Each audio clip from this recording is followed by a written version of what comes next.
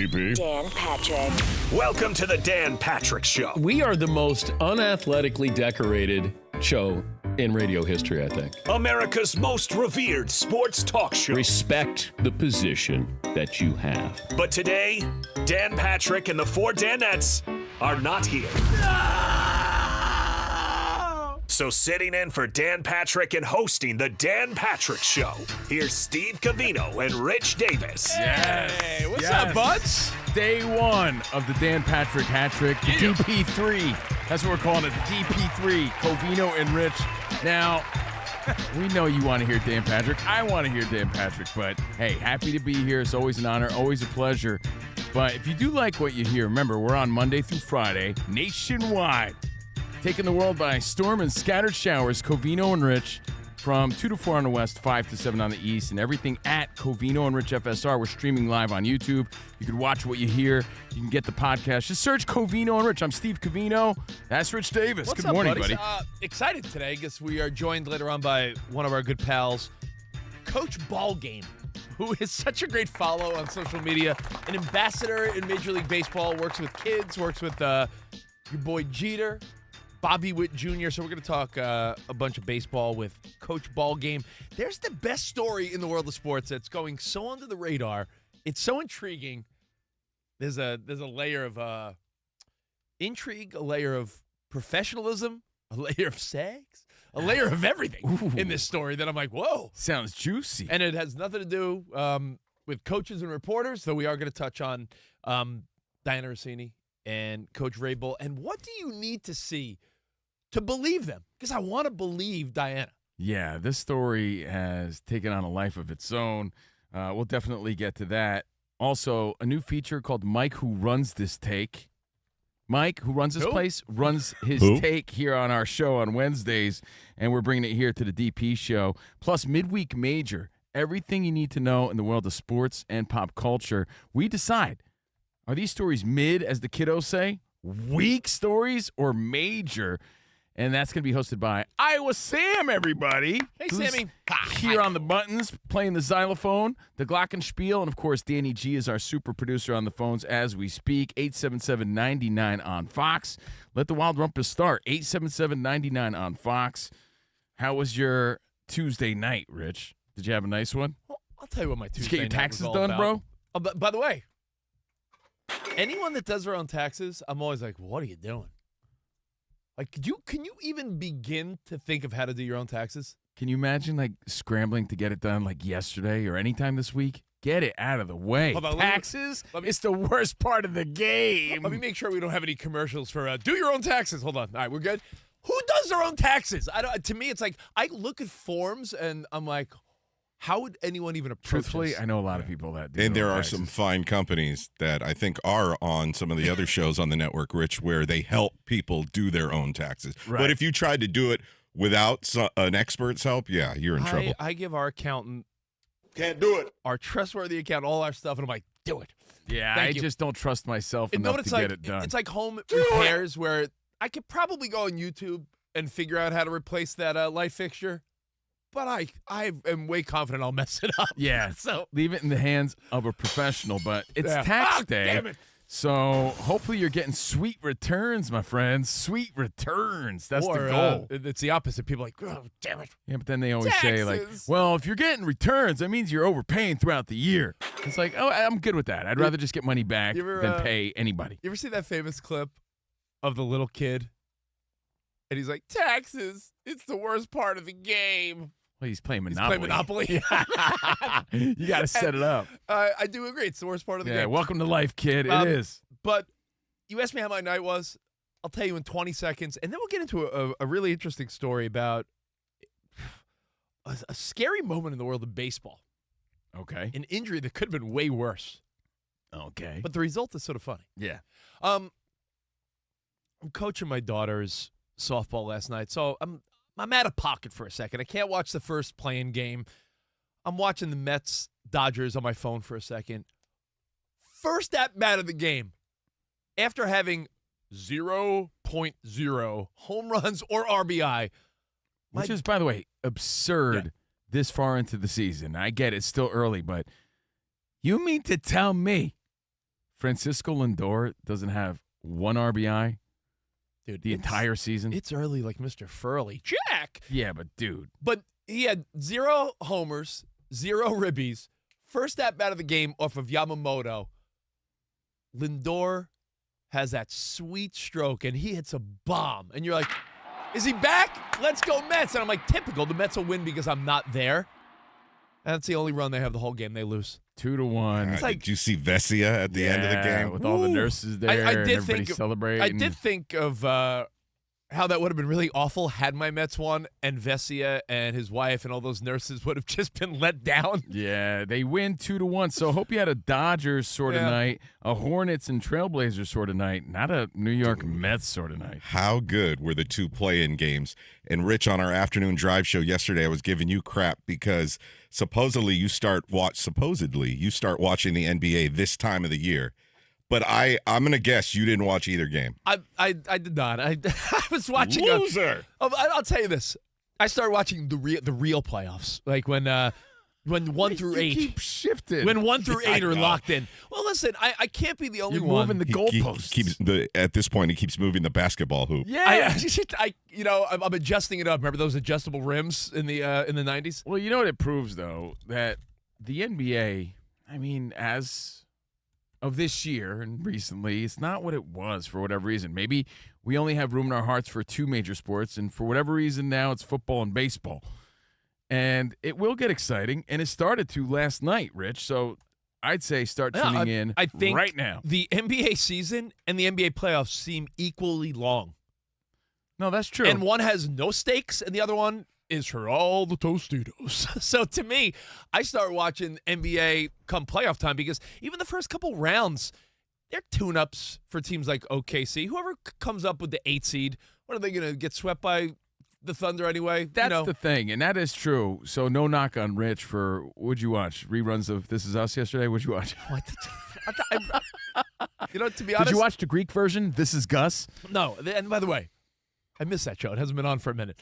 No, I was texting you updates, though, like 2 minutes left, 1 point game. Got to tune in now with a fire emoji, and I thought, Rich is still not going to tune in. I had it on. It was more background until the points where you hit me up, Danny G. But Rich is right. As far as the Hornets or the Heat, Trailblazers, or the Suns, are they really going all the way? No, but the fact that all 4 teams brought it the way they did last night and showed the passion they showed, it was fun to watch. You know what that annoys me, though? It annoys me because you see what they're capable of and what these games and what these teams are capable of. It's like your wife or girlfriend pulling out all the tricks because it's your birthday, and you're like, it's my birthday.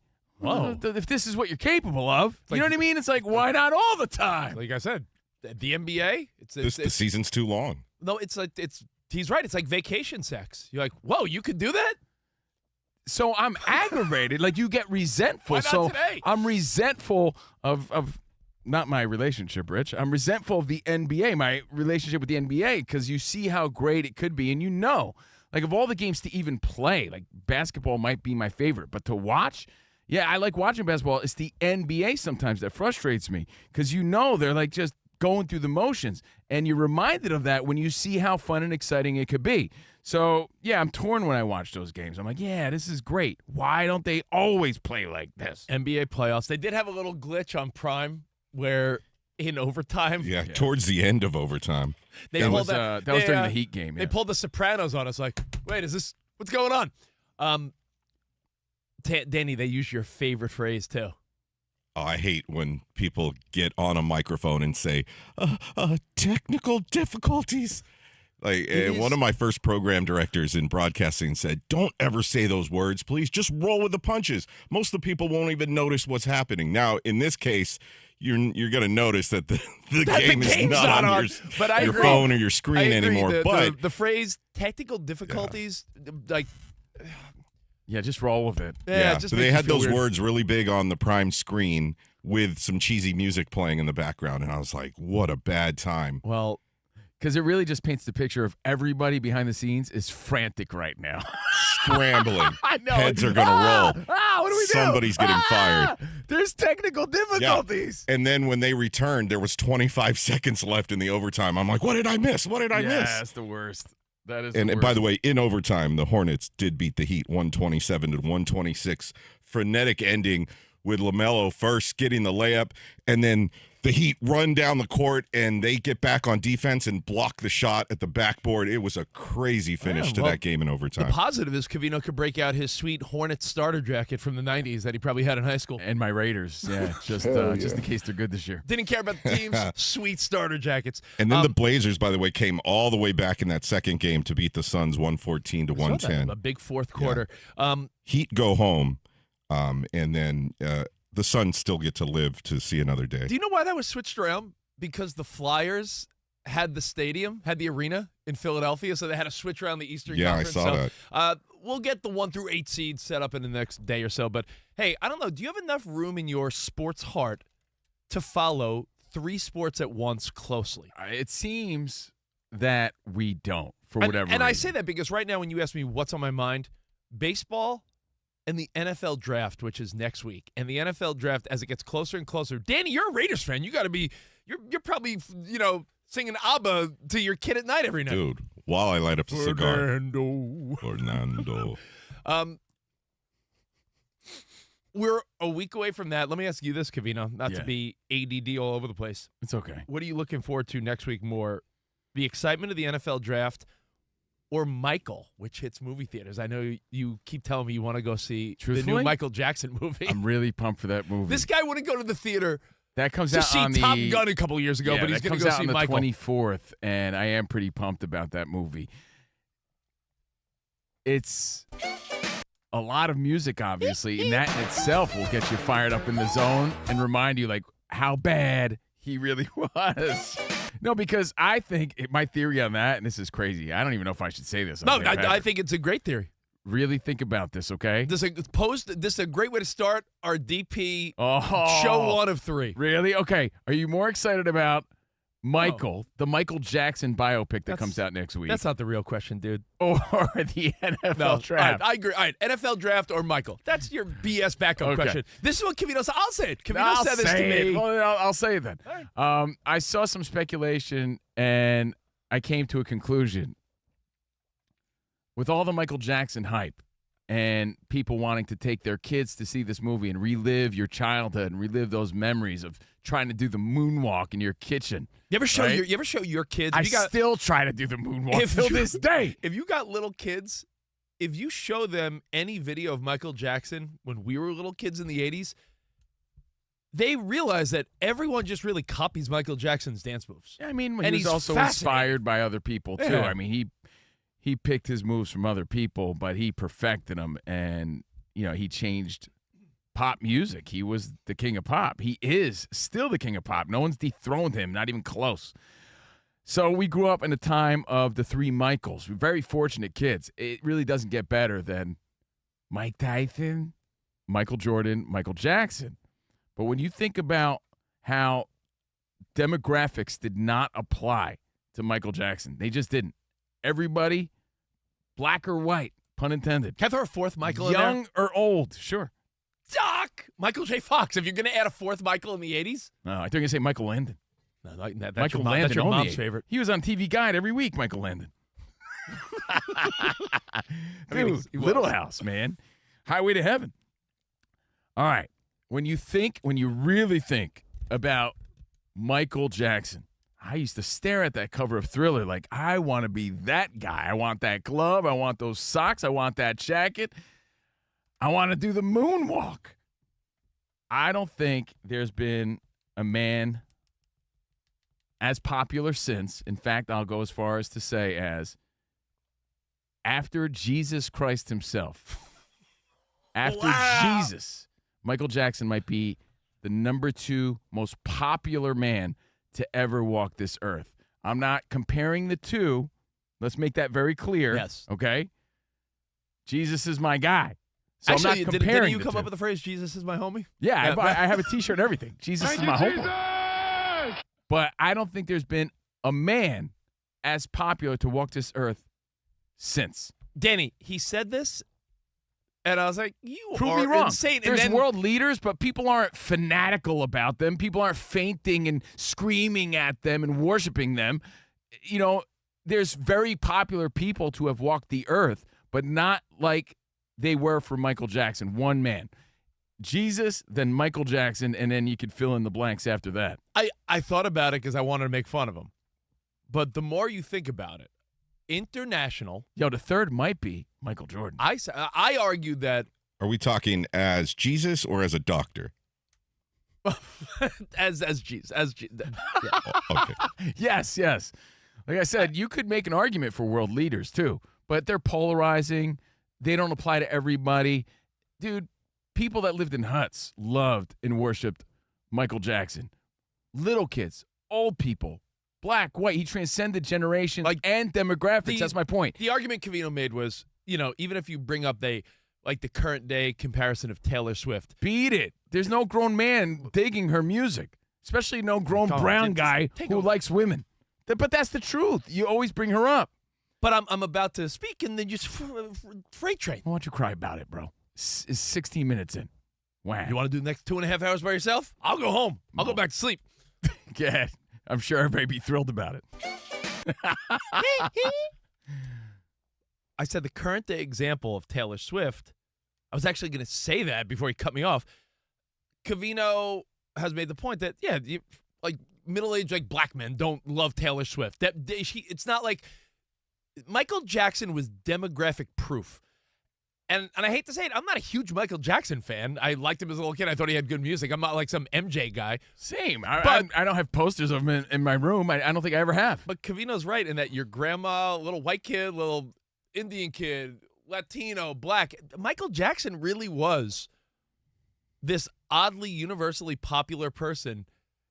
And when you said most famous person since Jesus, I laughed at first, but then I'm like, well, who's the answer then? It's not like a pope because that's very divisive, with religion. Still, people it's not a are president. aware. It's not a president. It's not. And I was like, Michael Jordan's logo. I was like, in the sports world, I think Michael Jordan's your number one answer. Some might say Babe Ruth or Muhammad Ali. I think Michael Jordan is arguably one of the most famous humans ever. What about Nelson Mandela? Yeah, but does a little kid know who Nelson Mandela They is? should. Now? They Even should. know it's fanatical about him. Does anyone Mandela? They go does anyone have a foam finger that says Mandela? But In concert. Yeah, there's a lot of people that are known on that level, Sam, but they're not. No one's really fanatical about them. Popes in that way, change, right? presidents change, world leaders. You could say someone evil, like a Hitler or Mussolini or someone like that, but they're evil and hated. We're talking about universally known, and it's a very interesting question. Who's the most famous person ever? And with the Michael Jackson movie coming out next week, it's crazy to think he might be. I think Michael Jordan might be close behind because there's not a kid that since he's been on the scene, there's not a person on earth that doesn't know who Michael Jordan is. My 5-year-old son has Jordans. He has a Michael Jordan little jersey. Everyone knows who Michael Jordan is. That brand is a multi-billion-dollar brand. Well, think of it this way. Danny G, what year did he retire? I'll look it up right now. Michael Jordan, 99? Yeah. No, he played He in still the 2000s. has the most popular sneaker. That's what's crazy about it. Yeah. You know what I mean? People are still rocking his Jordans, still number one, still rocking his jerseys. You go to I was in the Dominican Republic. Hasn't played in the league in 30 years. I was in the Dominican Republic with my wife. Not Big Papi. That was a different trip. But Yo, Papi. And what does every hotel have? You go with me. What does every resort have? Tonight's Michael Jackson night in the lobby. Michael Jackson night. Yeah, it's Yeah, it's an absurd thought. So to answer your question, yeah, am I excited about the NFL draft? Yeah. Yeah, but you know what I'm real excited to do? Go to the theater, which, again, like Rich already said, it takes a lot to get people to the theater nowadays. Well, everyone else is back, but you said Mario Brothers is going to be $1 billion movie. I like Rich said, I didn't even see Maverick in theaters. I want to go. My girlfriend's like, let's go. I think everybody wants to go. Or maybe not. Maybe you're that one person that's being reluctant. That's fine. There's always exceptions to the rule, but I think this is going to be a monster movie. I think it's going to be a big one. And to answer the other silly question, what are you more excited about, the NFL draft or Michael? You know what? The NFL draft, I'm excited about because I'm curious to see what a lot of teams do, but I'm still sticking strong with my Fernando Mendoza is making a terrible mistake by staying home with his family. Get off that. I thought about it more. You know what's funny? I saw one of the parents at my daughter's softball game, and they're like, I was watching some of your clips with Covino. You guys do a great job. I'm like, hey, thanks. And they specifically said, I agree with you, by the way, about Mendoza. I'm like, I'm sure they really wanted to approach you with a confrontation saying that your take was whack. No, but I was like, I forgot for a second. I'm like, what was my take on Mendoza? They go, staying home. I go, oh, yeah. I believe that wholeheartedly. Says the guy that didn't even walk to get his diploma. This guy would rather spend time. He doesn't need all the riffraff and pomp and circumstance when it comes to getting drafted. He already knows he wants to spend it with his family. He's a family guy. He comes from a long line of Mendozas, and that sounds like a great time. Family is everything. Everyone you think he wants to hug Goodell? Everyone comes from a long line of Mendozas. Everyone comes from a long line of whatever their name is. We've made this point. How many people are showing up at your family reunion? 7? This guy has 800 family relatives in the Cubano area of Florida where he's going to celebrate and enjoy this moment. Speaking of Mendoza, that's way more important and impactful than giving Goodell a hug and putting on a weak hat. My family. Which, by the way, I don't know if I should bend this brim or not. I'm having new hat anxiety as we speak, looking at myself on the camera. Look at that. I could land a plane on this first brim. Of all, my Fernando Rodney? I was going to say, what's with the tilt? I mean, are you a 25-year-old ball player from the Dominican? Leave me alone. Do I bend the brim or not? I don't think that's not a bend. That's not a brim I bender. know, but it looks so flat on this screen right now. Put it down a little bit. I don't know, bro. Oh, my goodness. All right, well, anyway, you know what? Let's talk about that, too. Michael comes out next week. You got the NFL draft. I do want to talk about Fernando Mendoza. Right, let's talk about Mendoza. I do want to talk about the WNBA draft of all things, because there's a story that no one's talking about, and they should be. There's lots to get to on this show, Midweek Major and more. Covino and Rich, in for the great Dan Patrick, day one of the DP3. Ooh, all right, now there is a lot to celebrate this summer. Keep it classic with Miller Lite, whether you're toasting the birth of our nation. It says keep it classic, but I say keep it classy. Miller Lite, yeah. Our soccer team scoring a big goal, or just a beautiful warm evening on the deck, in the yard, by the pool. I'll tell you what, man. By the fire pit. It's Miller time in America. It's Miller time, and if Rich is having a cookout, Rich always has people over. I'm dipping into the cooler. That's my first choice by far. That is. If I'm going for a beer, Miller Lite is where it's at. You know why? Tastes great. The draft, less filling. No. The draft always feels like the start of summer for a lot of football fans. So this is a great reason to get together with buds. This year, the Dan Patrick Show, who we're filling in for. What's up, DP? They're broadcasting live from Pittsburgh, and Miller Lite is the partner, their partner. So they'll be there showing the guys some love over the next week. We'll be watching the picks, debating who got it right, who got it wrong, and Miller Lites will be in hand. The old reliable, clean, crisp, easy to drink, especially when the night goes long. You got to have it in a Covino and Rich koozie, though. Even cooler, right? Clean, crisp, easy to drink, especially when the night goes long. I just said that. Yeah, buddy. Yeah, I think it's worth repeating, though. That's right. It's been a go-to for 50 years, a true American Pilsner since 1975. Miller time is always a good time. And American summer starts with an all-American beer, Miller Lite. Go to MillerLite.com/Patrick to find delivery options near you. Or you could pick up some Miller Lite pretty much anywhere they sell beer. It's Miller time. Celebrate responsibly. Miller Brewing Company, Milwaukee, Wisconsin, 96 calories, 3.2 carbs per 12 ounces.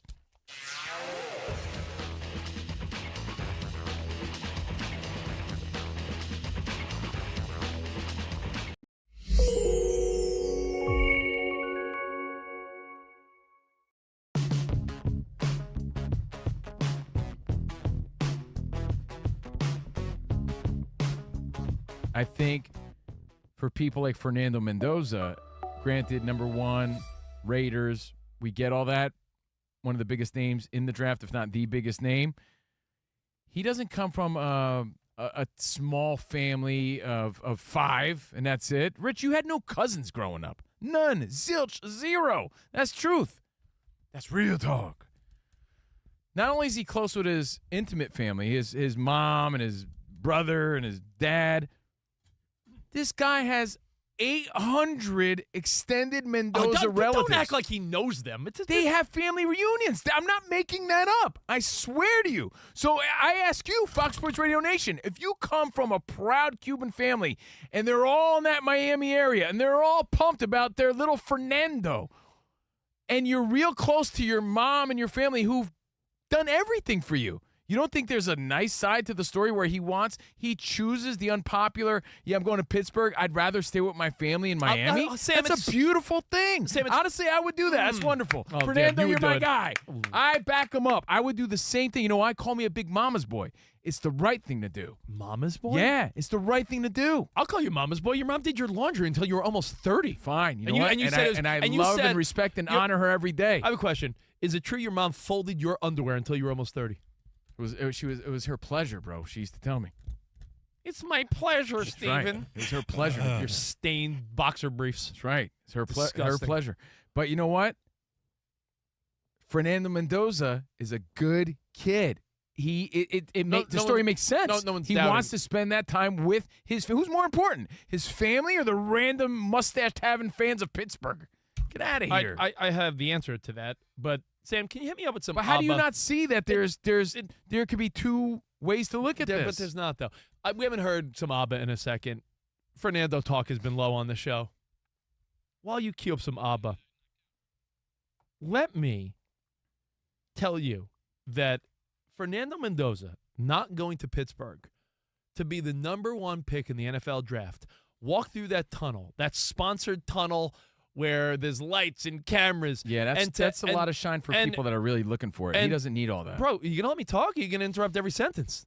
Just because you're a mama's boy and you want to you go home because your mom will make you chicken cutlets.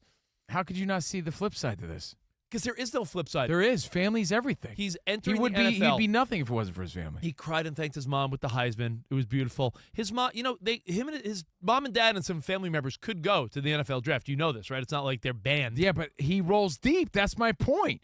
He has a lot of family. It's not just 4 or 5 people. He has a lot of family. He's a Cuban kid in Miami. They're all over the place out there. Your thoughts, 877-99 on Fox. It's a big story today. It's a terrible decision. And you know what the NFL's thinking right now? Oh, this is awful, you boneheaded kid. We get it. You love your family. Accommodate the mom, accommodate the dad, and you know they would. He's going to be the number one pick. Danny G, you're a Raiders fan. Is this upsetting to you? No, I mean, I feel like, hang on, Rich. I know you're on your third refresher over there. It is difficult, and I've read this before, that it's difficult for Fernando Mendoza's mom to travel, so you got to keep that in mind. Yes. First class. Do whatever they need to do. It's like going to see you know what it's like? It's like I can't even think of a good enough analogy. It would be like going to the Oscars, right? And let's say Timothée Chalamet's up for every award, and he's like, I'm just going to sit this one out. Yeah, I get that. And for the fans, this is going to be, not as fun of a night as maybe they imagined, because I imagined him with Roger Goodell holding up the Raider jersey. And that's what everyone thinks. And it's a moment, hugging the commissioner, walking through the tunnel, folding the brim of the hat before he puts it on. This is part of his story. For those of you who might not know, his mom has MS. She has multiple sclerosis. It's a big part of the story. I'm not sure that's the reason, but it's also something to consider here. I know, but I do feel like she was at the national championship. She was at the draft. They would do the NFL. I promise you, the NFL would do everything in their power to give Mrs. Mendoza first-class the national treatment. Title game was in Miami. Remember? But I'm saying, but the first-class treatment the Mendoza family would receive, you can't doubt that. It's not like well, how are they going to accommodate the family? Yeah, he's number one. So if he wanted special accommodations, they would have a lounge with butlers right next to the stage. If Fernando's like, that's what I need. DB, this is a big misstep by Mendoza. He may not care, but the NFL hates this. They hate it. Yeah. I don't hate it as much. And the thing that I was going to say was, they also hate it because he's the only story of this draft. Like the draft is not littered with skill position players. It's not full of quarterbacks. He's the only story, and it's likely to be done with the story's over within the first hour of him making the pick because of the Dog and Pony Show.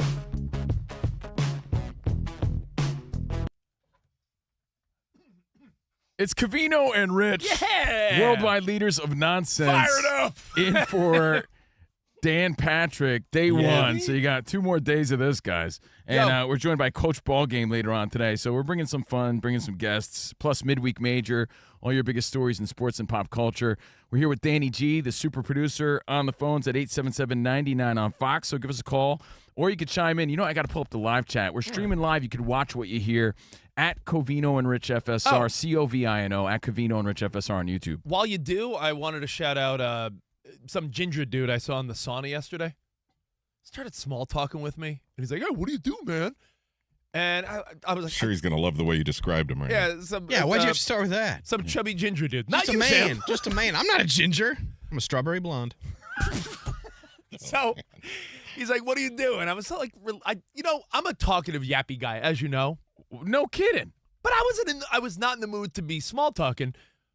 But he's like, "What do you do?" And I go, I work in broadcasting. In fact, tomorrow morning, I'm filling in for Dan Patrick. He goes, "I listen to DP every morning." I go, "Then you'll hear me. Have a good day." So, hey, redheaded, random ginger I saw at the sauna. What's up, dude? I'm sure he's happy to hear that. You said he looked like Little Orphan Annie. You look like Ed Sheeran's ugly brother. I'm sure he's real pumped about it. And by the way, if I said blame it on what would the number one response be?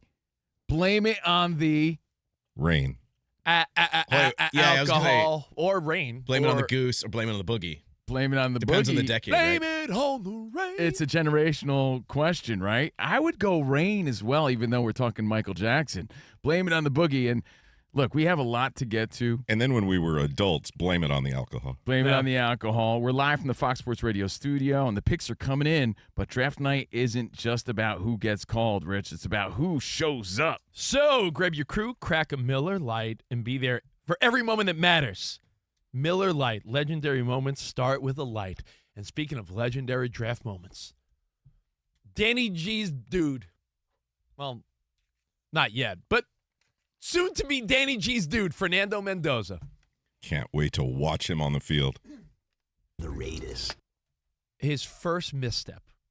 A guy that has Not a misstep. A guy that has done nothing wrong. A guy that has a beautiful story with his mother and family. A guy that has a beautiful story of a team that gave up on him. He then leaves, goes to a school with zero football history, makes him a national champion, and wins on the field of the team that said later. Yeah, but what makes him so likable? The fact that he's a mama's boy. The fact that he seems to be an all-American family sort of kid. He seems very grounded and humble.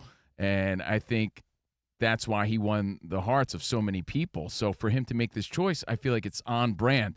And that choice is to stay home and celebrate with his family next week. And as we approach the draft, I think it comes to mind again. Next week's a crazy week. Yeah. We already said Michael comes out, which, by the way, I look, he, in my opinion, is the most popular person to ever moonwalk this earth. How about that?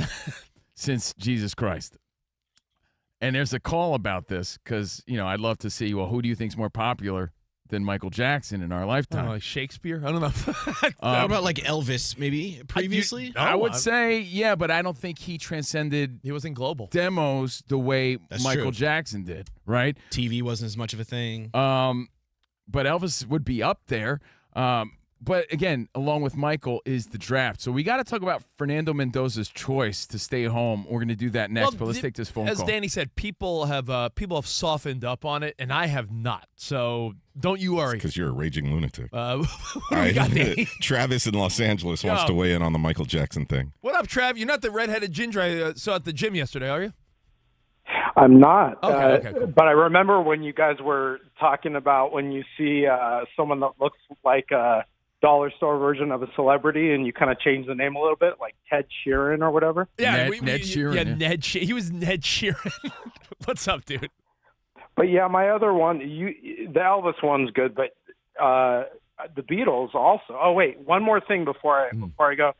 For the Michael movie, I want to see Dan Byer go dressed up as Michael Jackson in that movie. Oh, Dan that'd be Byer. great. Dan Byer. Is he a fan? I think that's this guy's weird dream. You don't know who he's talking about. Dan Byer does our updates Did in you the just give afternoon. us your fantasy? Sounds hot. I want to see Dan Byer dressed in Michael Jackson gear. That glove. After a Benihana date, That sequin glove. He wants to see Dan Byron only a sequence glove. All right. So Mendoza, we talked about it a while back. Everyone touched on it, but now that we're a week and a day from the NFL draft, teams are really going over their notes. Fans are starting to figure, we're going to have some new people on our squad in a week. It's going to be fun. And watching someone walk through that endorsement-laden tunnel, throwing on their hat, holding up the jersey, hugging Commissioner Goodell in front of thousands of people, this time in Pittsburgh, is a moment.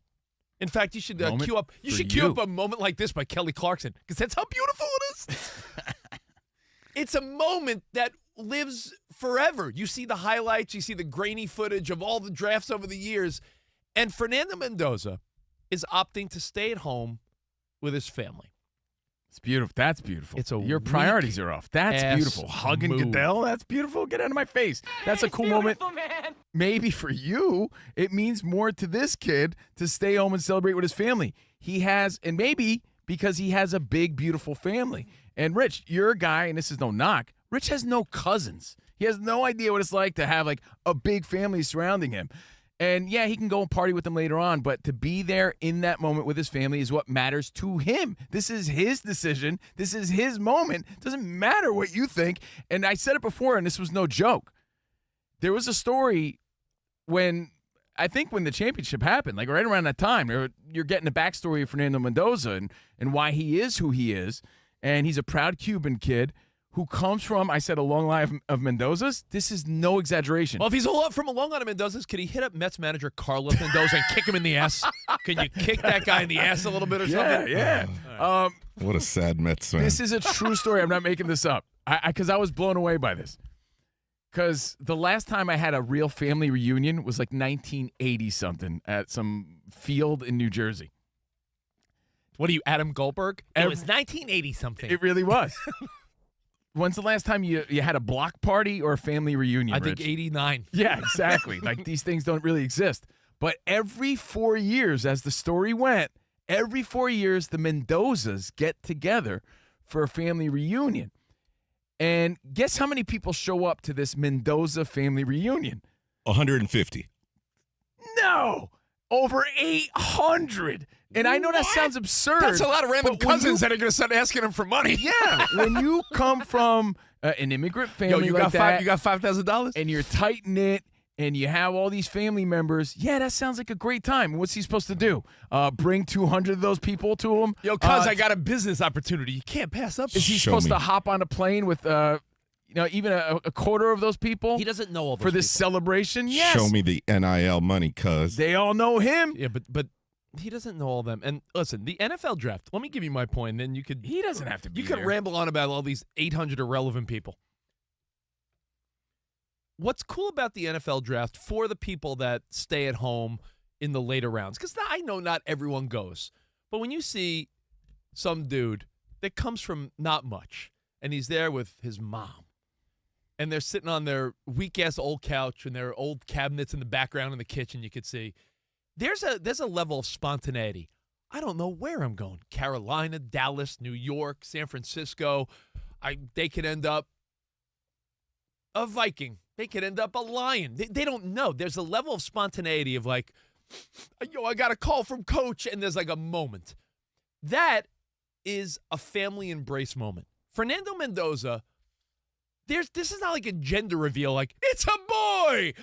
There's no surprise here. He's going number one to the Raiders. He could rent out a Vegas hotel and have a big party for the Mendoza clan that weekend. But on Thursday, you're telling me he can't be in Pittsburgh for an hour. You know they would accommodate his lovely, beautiful mother and whoever he needs in the front just to be there for the fun optics of the NFL where thousands are in attendance and millions are watching. You're telling me with knowing. He can, but not for you. It's not about you. You basically just said he can't have a party unless it's a surprise party.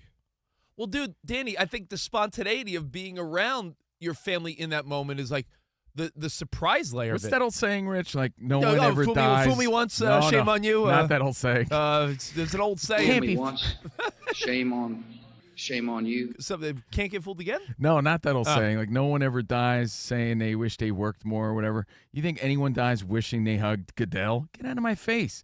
Family is everything. That's who he's choosing to spend it with. You think he's ever going to... Bro, I actually have this thought. As my parents get older... died saying they wish they hugged Goodell more. No, they're going to say, I wish I spent more time with my family. Because that's what means everything. So why are you on this guy's beanbag about this? Like, get off it already. You are... And not just Rich. Rich is speaking on behalf of a lot of people. You call me... You stupidly will occasionally call me double talking dick. You like, oh, you said this and then you said the exact opposite. I'm not trying to change your mind. I'm just trying to make my point. You just said spending time with family is the most important thing. It is. Meanwhile, yesterday on our afternoon show, and you could listen to the podcast, this guy was adamant as to why does Mike Trout stay in Anaheim? And I'm like, because he's got two beautiful little kids and he has a mansion on the beach in Newport. And Covino's like, he should be a Yankee. How about staying in Anaheim and chilling with his family? He's from New Jersey. And the Angels stink. I think I stand my ground on that. He could still go and see his family. He's got plenty of money to do that. He doesn't have to move. But you don't think there's something you wouldn't want to see him? You want to see all shucks Mendoza holding up the jersey? Doesn't matter. Yes, sure, that would be cool. But I also think it's cool to see. I think it might even tug the heartstrings a little more to see him being embraced by the people that matter most. The NFL, and that's his choice. It's not about what I want to see. This is his moment. And I also think this kid is so committed to football. You can't question his commitment. I don't question it. Yes. So my point is, if this is his one last moment he wants to celebrate with them before he dedicates the rest of his adult life to the NFL, let him have it. Because I think every breathing moment moving forward, he's going to be dedicated to this team. I believe in his commitment that way. So he wants to have this one last moment, thank the people that brought him there, share that moment with them, and then commit and dedicate his time to Goodell and the Raiders and everything else. Rich, that's the one thing I will say, because as a Raiders fan, I would love to see him there holding up the Raider jersey and putting the hat on. But prideful for sure. This kind of fits his personality because he's a selfless dude, always about team.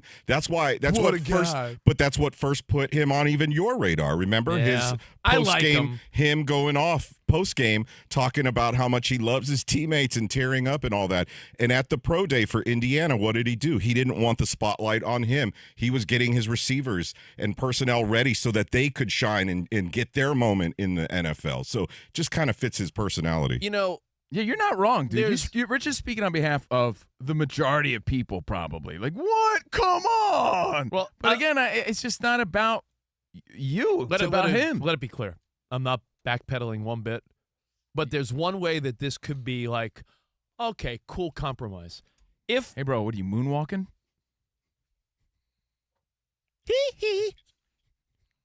There's one way this could be made right. You know what? And I'll tell you how Mendoza makes it all good. We'll get to that. Plus, a very scary, yet almost not comical, but an injury in Major League Baseball we're going to get to. A little update on Diana Rossini and Coach Vrabel. And there's a story in the WNBA that is so under the radar that should be like the lead story everywhere. Yeah, I said it. There's a WNBA story that should be the lead everywhere. You heard me right. We got more Covino and Rich in for Dan Patrick next, right here on Fox Sports Radio.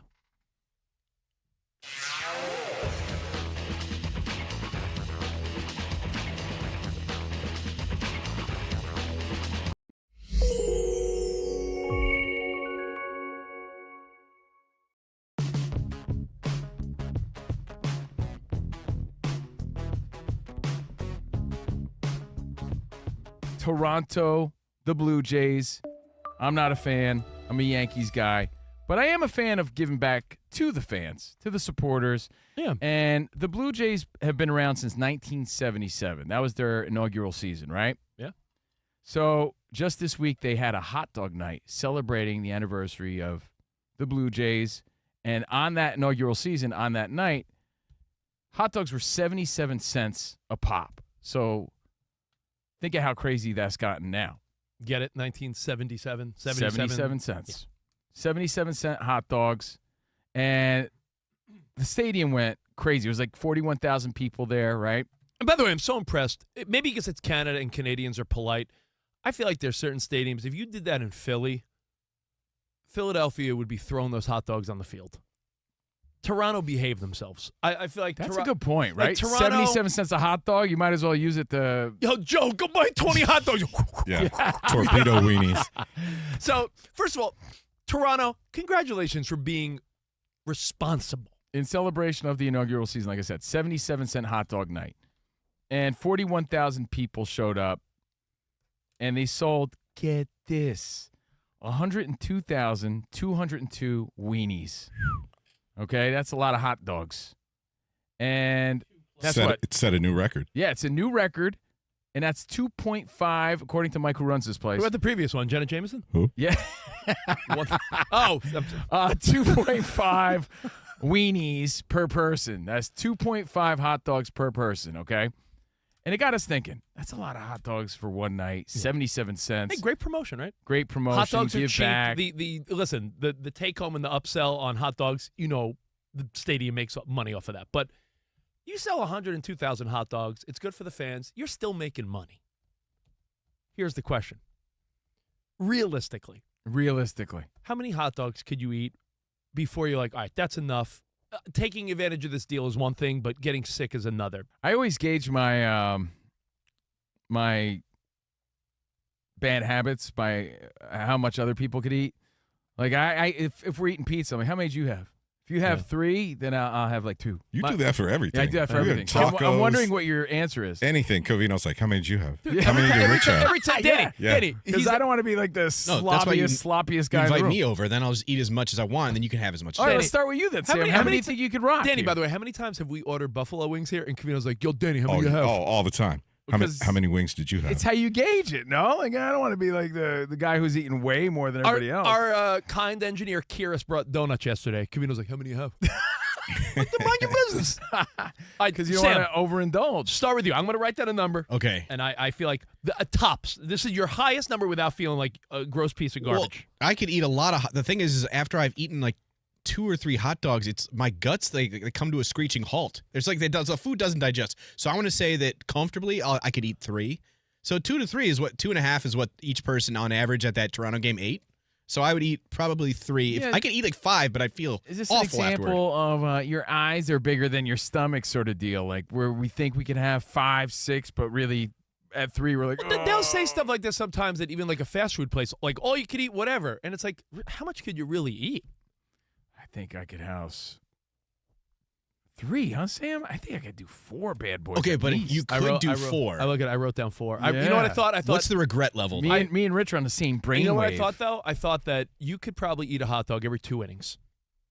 9-inning game, by the bottom of the 8th, you're like, oh, man, 4 hot dogs, I'm done. Yeah, what was that challenge that recently started? Like 1 Oh, beer yeah, per inning? The 999. Oh, it was The 9. 999, right? 9 beers, 9 hot dogs, 9 innings.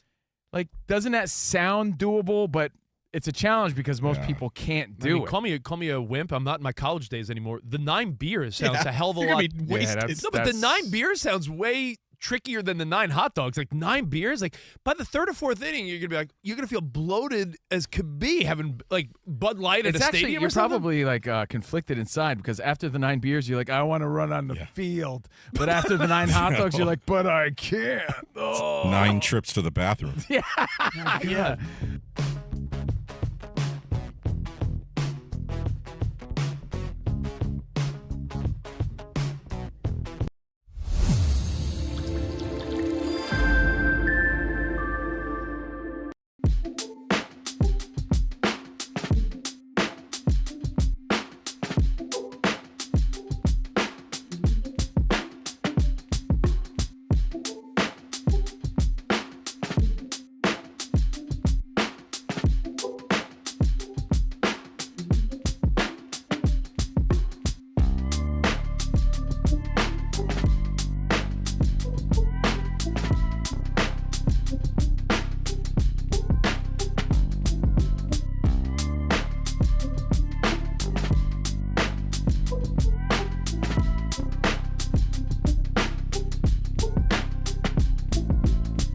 NFL draft. A week and a day away. Can you believe that? Yeah. I'm excited for next week, man. And the Michael Jackson movie. By the way, I might go to the theater 2 months in a row. That's big for me. I've never returned since COVID. You're that guy? I go to the movies all the time, my kiddos. Yeah, but that's why you go. Because you got little nose pickers that want to go. Mario Galaxy 2 weeks ago. My 16-year-old daughter doesn't necessarily want to go to movies with Dad anymore that much.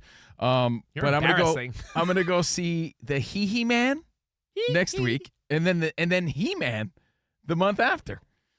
I think that's when the new He-Man comes out. He-Man and then He-Man. Yeah, that's right. Covino and Rich in for Dan Patrick. Day one of the Dan Patrick hat trick is tax day. Taxes, the worst part of the game. All right, well, you know what? We got a lot of feedback about Mendoza. We talked about this like a month ago, but now that we're a week out, just the idea of Mendoza sitting out, staying home for the NFL draft. I'm an adamant believer that this guy just going there, walking through the tunnel, putting on the Raiders hat, hugging Goodell, going through those motions will mean a lot to the NFL, and it's a moment, it's a visual. The only way Mendoza can make this right, Danny, I said I have one way. If they somehow have a legit camera crew at his house, but with like cool Mendoza packages put together. Maybe he does a special bit where he brings people through the family house and shows like, this is my high school jersey and I'm here with my mom. And why are you so worried about Mendoza's package, dude? It's going to be great. I'm just saying. Yeah. It is. Rich, you already know that the two TV broadcasts of this are licking their chops over how they're going to cover him there with his big family. There's absolutely going to be cameras there. It's got to be something either funny or heartwarming. It can't just be him like, on his living space's couch with his mom, with coffee cake on the table behind them. Like, hey, we're at the Mendoza house. Like, it's got to be something a little extra. He's the number one pick, a generational guy. Lovable. His mother, a beautiful story. But he's not really a showy, extra kind of guy, so don't get your hopes up. All right. Well, hey, let's go to your feedback. Covino and Rich in for Dan Patrick. Should Mendoza be there? And again, there's no surprise. That's my biggest point. There's no layer of surprise here. He's going number one. There's no spontaneity and tears. Like, oh, my God, we're going with the Cowboys. Or, oh, my God, honey, they drafted you to the Giants. Like, there's none of that. I'm not sure how that matters when he just wants to be with his family. Nah. Yeah, for me, that's even more reason to not go. All right, let's start with... I don't get that either. Let's start with Sonny in Laguna Beach. Hey, Sonny! What up, Sonny? Nobody Good cooler than morning. you, Sonny. What's up, Ben? Good morning. How are you? Hi. Hi, Sonny. Listen, I'm a diehard Raider fan. My dad was, going back to Kenny Stabler and John Madden. We all know where Fernando's going. We all understand, we love him to be in Pittsburgh. But, and this is the hard part, I have a lovely neighbor, a woman who has MS. She does the absolute best she can every day. She thinks one day, yes, tomorrow I'm going to do this no matter how hard it is. The next day, her mind still says, yeah, but the body says no. Fernando's the kind of son that's looking out for that and wants to be with her as much as he possibly can. Right, when you say it like that, Yeah, maybe doesn't want to burden her. Maybe doesn't want to make that the story, so just says he wants to be with his family. Yeah, Who we know knows? the travel for his mom is difficult. All right, well, now you make me all feel bad. Thanks, Sonny. Yeah, that's what you get. For All right. Rich wants to see him hug Goodell so bad that he's screaming about it. I want to see him tickle Goodell's. He wants to see them have a tickle fight on stage. Let's talk to John in Maine. What's up, John? Hey guys. Hey, John, Good you want morning. to make me feel bad too? What's up, buddy? Well, yeah, because I agree with Sonny. I know people who have had MS. That disease is no joke. Oh. And to take her to Pittsburgh, you only say it's only for an hour, but the minute they get off that plane, they're going to be swarmed with reporters and everything, and it is going to. That'd be a nightmare. I lose that. I lose this battle. Well, it's funny Everyone's how the gonna say the narrative same, yeah. changes, though, because when we first talked about this, Danny G's right. Everyone was like, he's crazy to not go. But once it starts to sink in, you're like, oh, well, maybe he's right. All right, well, it's a day and a week away, so buckle up, Buttercups. We're all excited about the NFL draft. Also excited about the NBA playoffs kicking in. We'll get to that. Plus, in about an hour, we are joined by Coach Ballgame, which is one of our good pals. Great dude. We'll talk some baseball and a bunch more. CNR, Covino and Rich, in for the great Dan Patrick. Fox Sports Radio.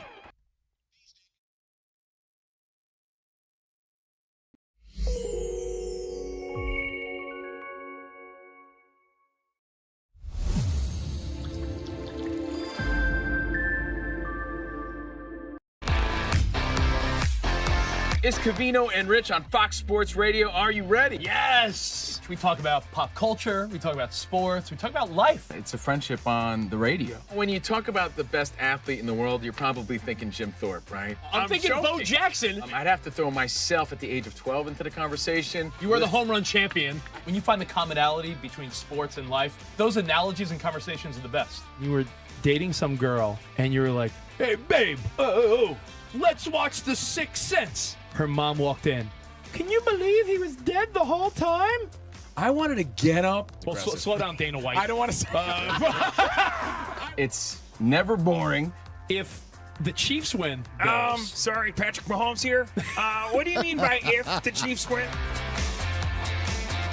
Our friendship is real. It's authentic. You can't fake the fun. we're the type of guys you'd want to hang out with at a sports bar. Best way to pick someone up at a bar? Yeah. Go up to a cute girl and say, oh, look at that bozo over there, and I'll point to you. We could make fun of each other, poke each other a little bit. I call him Blubber Lips, Rich Davis, because he never stops talking. He thinks he's the Mexican Fonz. Yeah.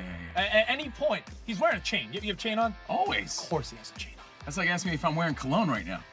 Of course I am. We take a lot of pride in being inclusive and interactive on our show. Just the more the merrier. Josh, Covino thinks that every man should own a leather jacket. I only wear vegan leather. Can you believe this guy? I can't believe this guy.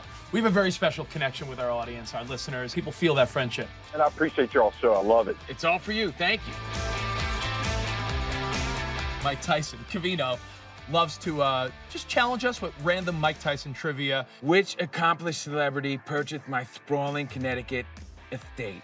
I'm going to go 50 Cent. You are absolutely correct. 50 Cent. I love his song. You can't schedule a big event during a big sports moment. My family member scheduled their wedding the same night as a Julio Cesar Chavez fight. Everyone was glued to that fight instead of doing the electric slide. This is weak. Unbelievable. You're very tricky. America, you got sports, you got fun, you got us. Covino and Rich. We're crushing it.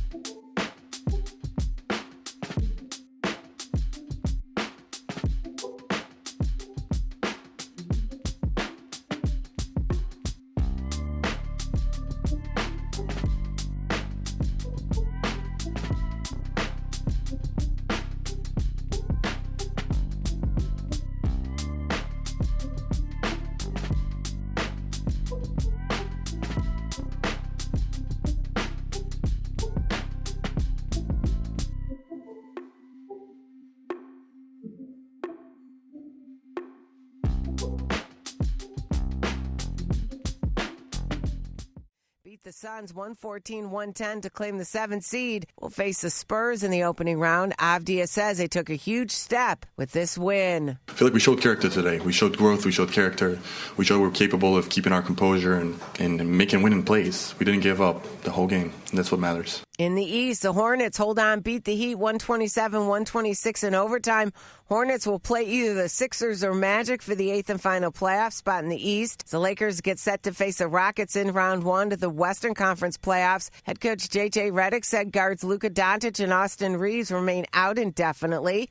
On the ice, Capitals beat the Blue Jackets 2-1 in what could be Alex Ovechkin's final game of his record-breaking career. Ovechkin waiting until after the season to decide if he will retire or continue to play. That's sports. I'm Ronza Moss.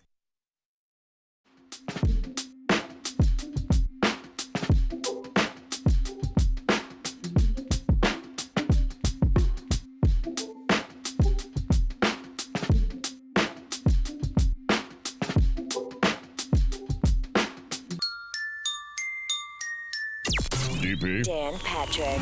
Welcome to the Dan Patrick Show. We are the most unathletically decorated show in radio history, I think. America's most revered sports talk show. Respect the position that you have. But today, Dan Patrick and the four Danettes are not here. So sitting in for Dan Patrick and hosting the Dan Patrick Show, here's Steve Covino and Rich Davis. Man, is that how everyone feels? No! We're having fun, right? To be honest, I feel that way. Hey, Covino and Rich in for the great Dan Patrick. You don't feel that way? When you tune in for someone else and you're like, what? Or another study's there? You know, the best compliment, we were at the Super Bowl and Frank Caliendo came up to us and said, the first time you filled in for DP, I was so upset. And then I listened, and then an hour later, I'm like, I'm still listening to these clowns. And so he said he's a fan now. Wait, that was Frank Caliendo? I thought it was John Gruden. I thought it was John Madden. I thought it was the white Morgan Freeman. This whole time you've been telling everyone Chucky is a fan of the show. So, hey, you know what? Way off. If you love hanging with Covino and Rich, we appreciate that.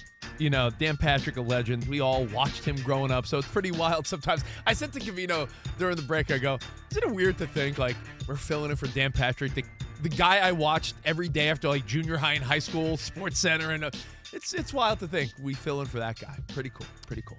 All right, some big stories we're going to get to this hour. What are you doing? I don't know. My phone just started talking. I think you alerted it. I think you annoyed my phone. Continue. Rich, are you going to break down the 2 NBA play-in games you watched last night? I did not. I watched my Mets score 1 run on the first batter of the game and then, again, not score a run the whole game, which is aggravating. How early in the season, before we get into what I want to get to, Danny, which is the best story in all sports that's going under the radar.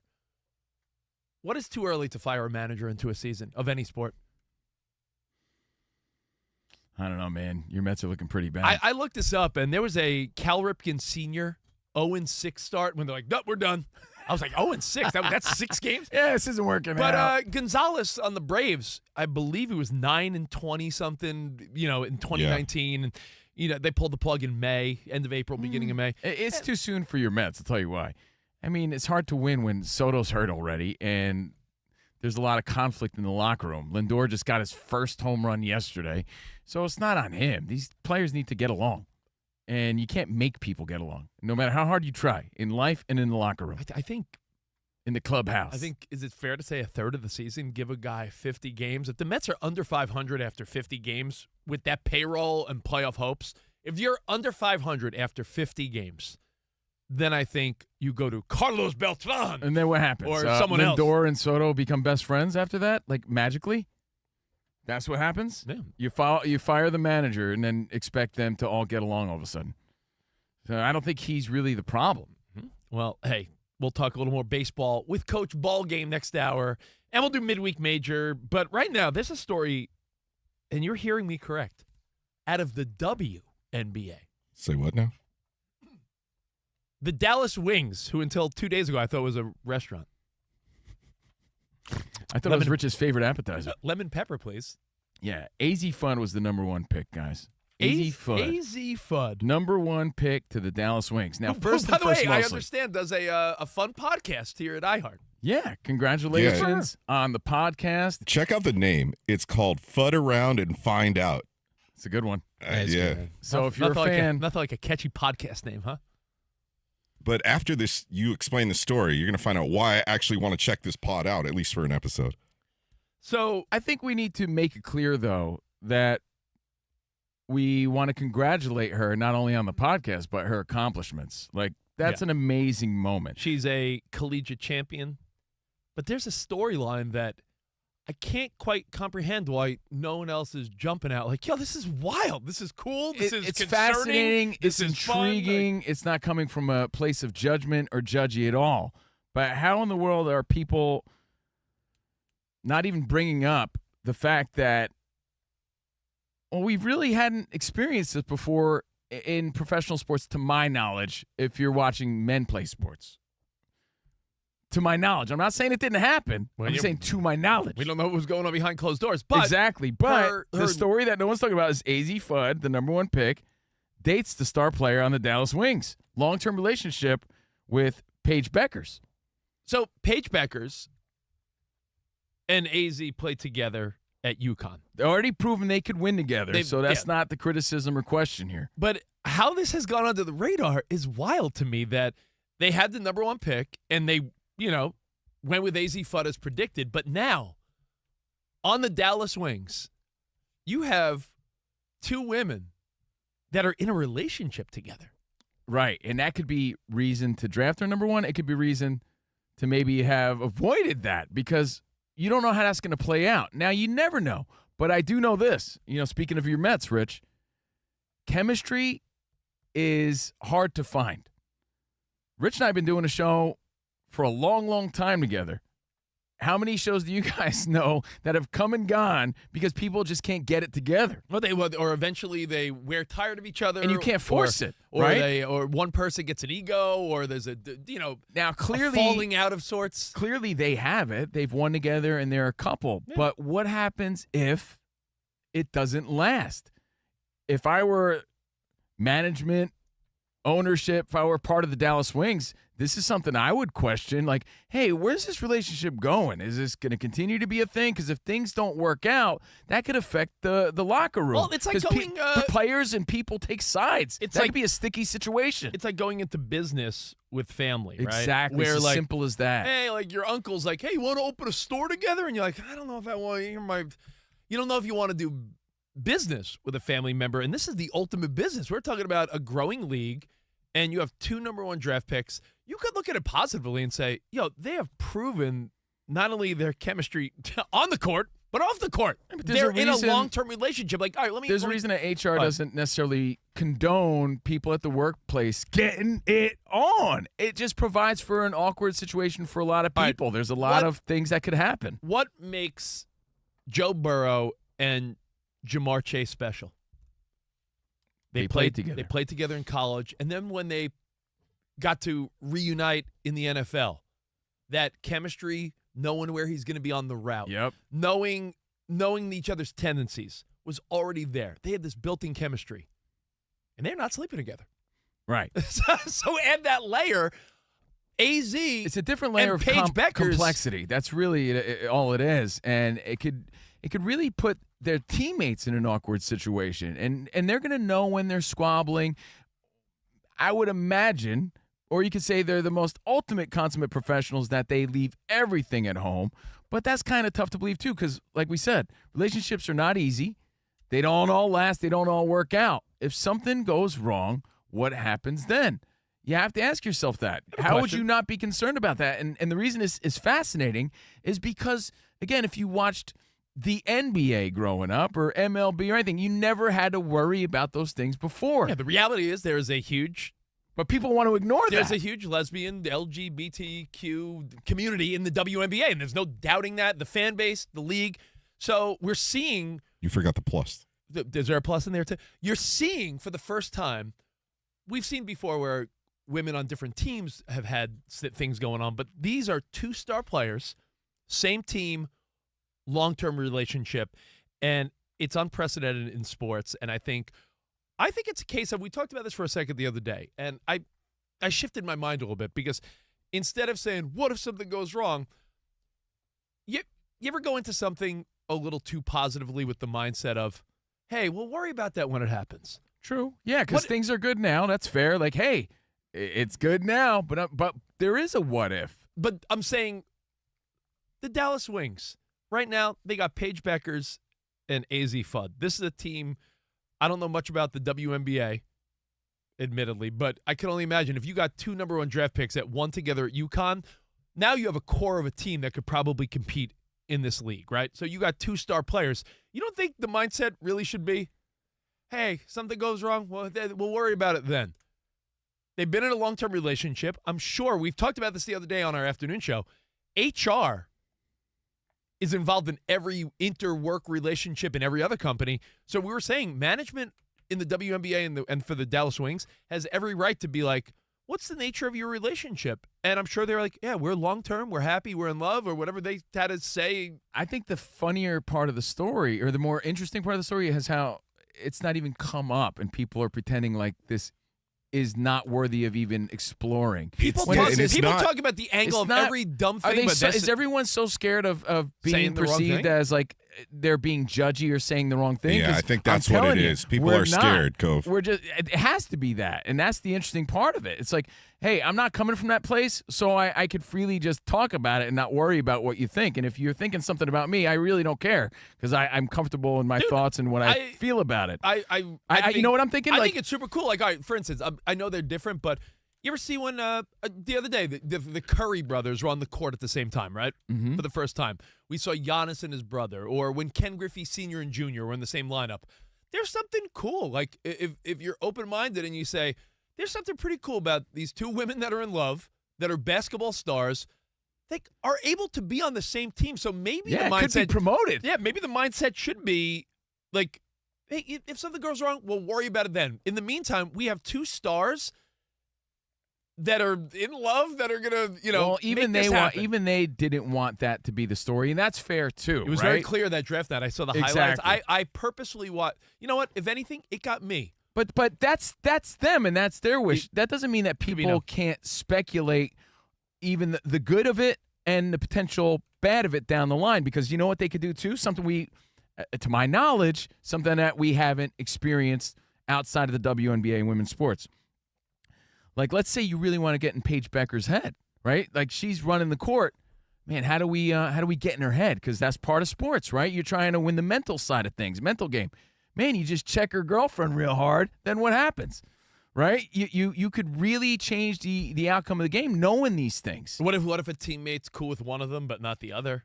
Yeah. There's already a built-in alliance. Like, when you think about we can't pretend like these things don't happen. Any team they'll talk about in a clubhouse or locker room that there's little cliques and stuff. You have a built-in 2-person superstar clique now. Could be a good thing, could not. I think other teams there could be some taunting and little ribbings. Exactly. And stuff, right? Hey, Rich, in our game of broadcasting, but hold on, right? let me go back to what I was saying. Sure. I watched the WNBA draft, and by the way, the Vegas odds of that a month ago would have been like plus 80,000. Me watching that, I didn't even know it was televised. I watched it, and I specifically the WNBA draft. You didn't know it was televised? Well, were you certain that it was televised? Well, I mean, remember Caitlin Clark's entrance? I mean, she put it on the map. Let's not forget about her. Were you mad that they didn't hug Goodell there, or no? I was hoping they hugged the commissioner. Kathy Engelbert. No, Goodell. Rich is hung up on people hugging this guy. What did you say, Engelbert Humperdinck? What did you say? The WNBA commissioner, Kathy Engelbert. Oh, I was like, did he Engelbert Humperdinck. So, that's what I thought you said. So, I'm watching the WNBA draft, and strategery, as former President Bush would say, strategery. There was definite strategery in when AZ Fudd got drafted. She gave hugs and dapped up a million people. You know who she didn't? Paige Beckers. And I thought that was a deliberate, business pleasure. We could separate it. In this moment, I'm a supportive teammate from a distance. And that's fine because they're trying to set the narrative. Narrative is about her being on the team as the number one pick, and this is the moment. But that's what it should be about. But there is this other layer that we could fairly explore without judgment, without upsetting people, but people are too scared to discuss it. And I think it's really, really interesting. And look, there is the flip side to this. Yes, they could win together. We've seen it. But how many times do you see this great idea in broadcasting, right? Where, hey, husband and wife got the morning show, and it's great for like a year. Like, wow, this is really wild. And, man, they really bring all their personal stuff on the air. This is fantastic.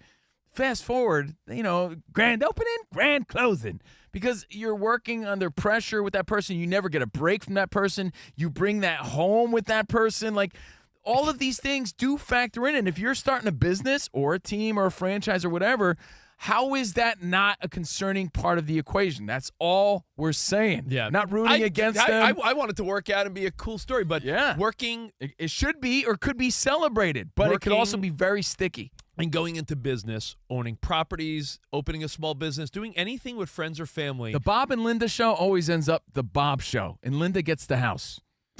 And that's just how it is. And that's how it is. And that's how the cookie crumbles. You guys brought up the potential trash talk. Yeah. Remember how KD told Carmelo that Lala tasted like Cheerios? Yes. Yes. It's He was getting in the head of his opponent. Yeah. It took him out of his game, became a story. You allowed to say that on the air? It was a story. It was a big sports story. It's true. You know, opposing teams are going to use this as ammo, and that's part of the game, but it is fair to speculate. That's really the point of bringing this up here on our show. How is everybody pretending like this isn't the story? Covino's right. The bigger story. What a bunch of frauds and phony balonies. The backup story, like the secondary story, is what's actually happening. The main story is how the sports media world jumps on every salacious headline. I'll give credit, Rich. And the credit goes to us and Dan Byer on our Monday through Friday, regular 5 to 7 on the East, 2 to 4 on the West, Covino and Rich show. We talked about this. Yeah. And, you know, we're speculating even more here in for Dan Patrick. I saw one other dude talk about it on social media, and I'm sitting there doing the bowl scroll all day like everybody else. Mm-hmm. Scrolling. Jeff Pearlman, former writer of SI, is the only other guy that says, I can't believe nobody's talking about this. And you better believe I hit him up. And I was like, oh, really? Oh, really, Jeff? Here you go. Here's a clip of us talking about it. Because we are. And it goes to show you how scared the media is. They're walking on eggshells with the story, and they don't have to be. Every company. It's an interesting story. I'm looking at our feedback on the in-show chat. Matt hit us up in Minnesota, said, I just got moved into the HR department where I work. The paperwork we have when people are in relationships is crazy. He goes, the WNBA must have similar protocol. Rich, if you were making whoopee with a Did you say whoopee? What else? What are you, say? a 70s game show host? Yeah, newlywed game. If Where's you the were making weirdest place whoopee you ever had? with a colleague, you don't think that would be of concern to the company? Of course it would be. So to pretend like this isn't a deal, it doesn't have to be a bad thing, but to pretend like it isn't fascinating is also very fake. And this, as you know, we touched on this earlier in the week, or whenever we started talking about this story, and you know, Danny mentioned this isn't the first time that teammates on a WNBA team have dated, but it's never been this high profile, this front and center, where it's like great point, a first round pick last year, a first round pick this year. Oh, and they happen to have been teammates at UConn, and they happen to have been dating and still are. Well, that's what makes this even a bigger story. We Thank talk you about very much. when these social issues infiltrate sports. If the person's good, it's a bigger story, right? Like.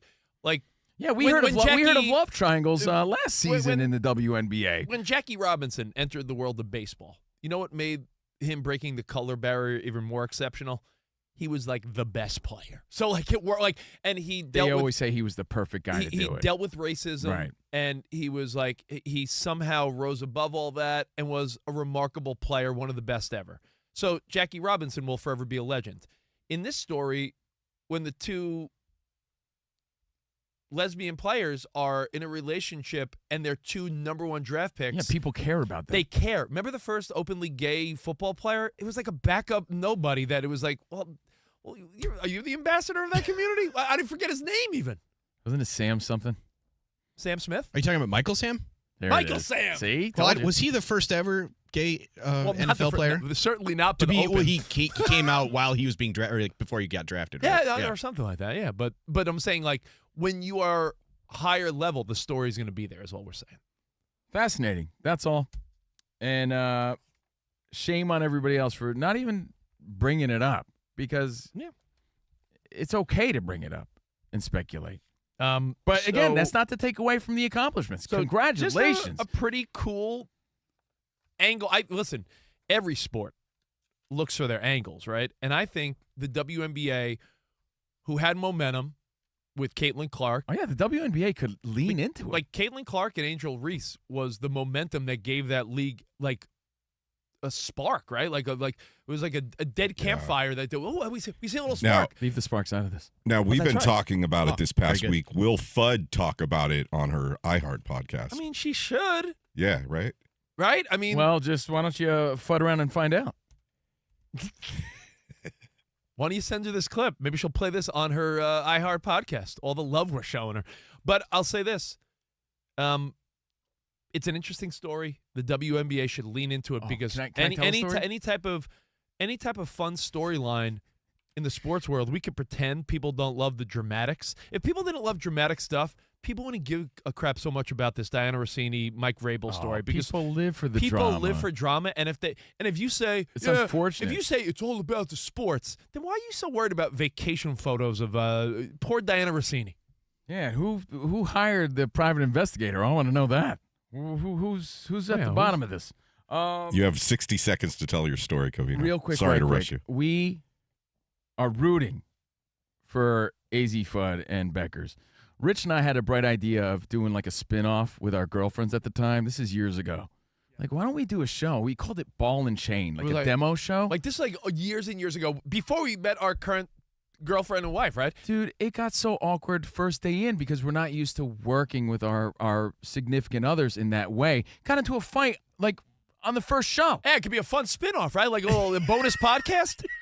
No thanks. First show, one and done. Grand opening, grand closing. Because it's not easy. Yeah. So we wish them luck. And, hey, any thoughts? We'll take your feedback next. Get everyone holding on the phone, and then we'll get to Big Mike, who runs this place next. And a bunch more. Coach Ballgame joins us in about 40 minutes, all right here, Fox Sports Radio, Covino and Rich. Now, getting a lawn you love can feel like a full-time job. You know all about this, Dr. Brown Thumb. This is my stuff. All I do is take care of my lawn and my flowers. But you don't have to spend another year doing the most for results that just aren't up to par. Yeah, it's time to get a golf course quality lawn the easy way from the pros at True Green. As the official lawn care treatment provider of the PGA Tour, True Green has the experience and the expertise to make your lawn look like a fairway, like Rich's lawn. Dude, he sits there with his hands on his hips like, look at my lawn. That's the dad life. You got to put your hands on your hip and look at your front lawn. Yeah. Then he gets mad at all the little doggies who go on his lawn. You know what? I want to put up fake signs. Get your doggy off my lawn. I want to put up fake signs that say poison. That way people keep their dogs off my lawn. Their local specialists analyze your lawn's unique conditions, create a plan, and visit routinely to keep that grass thriving. Let the pros do that hard work so you can spend your time doing what you love.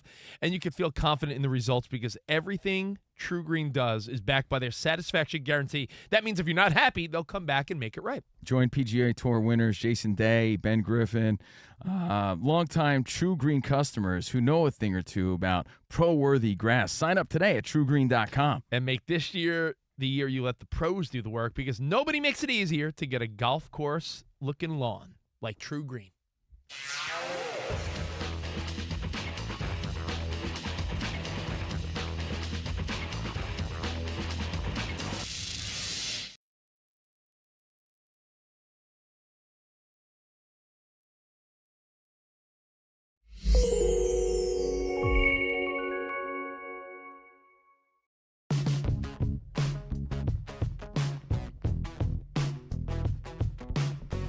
Mike Trout of the Angels put on a show last night, and he got people remembering and thinking about, yeah, that's right.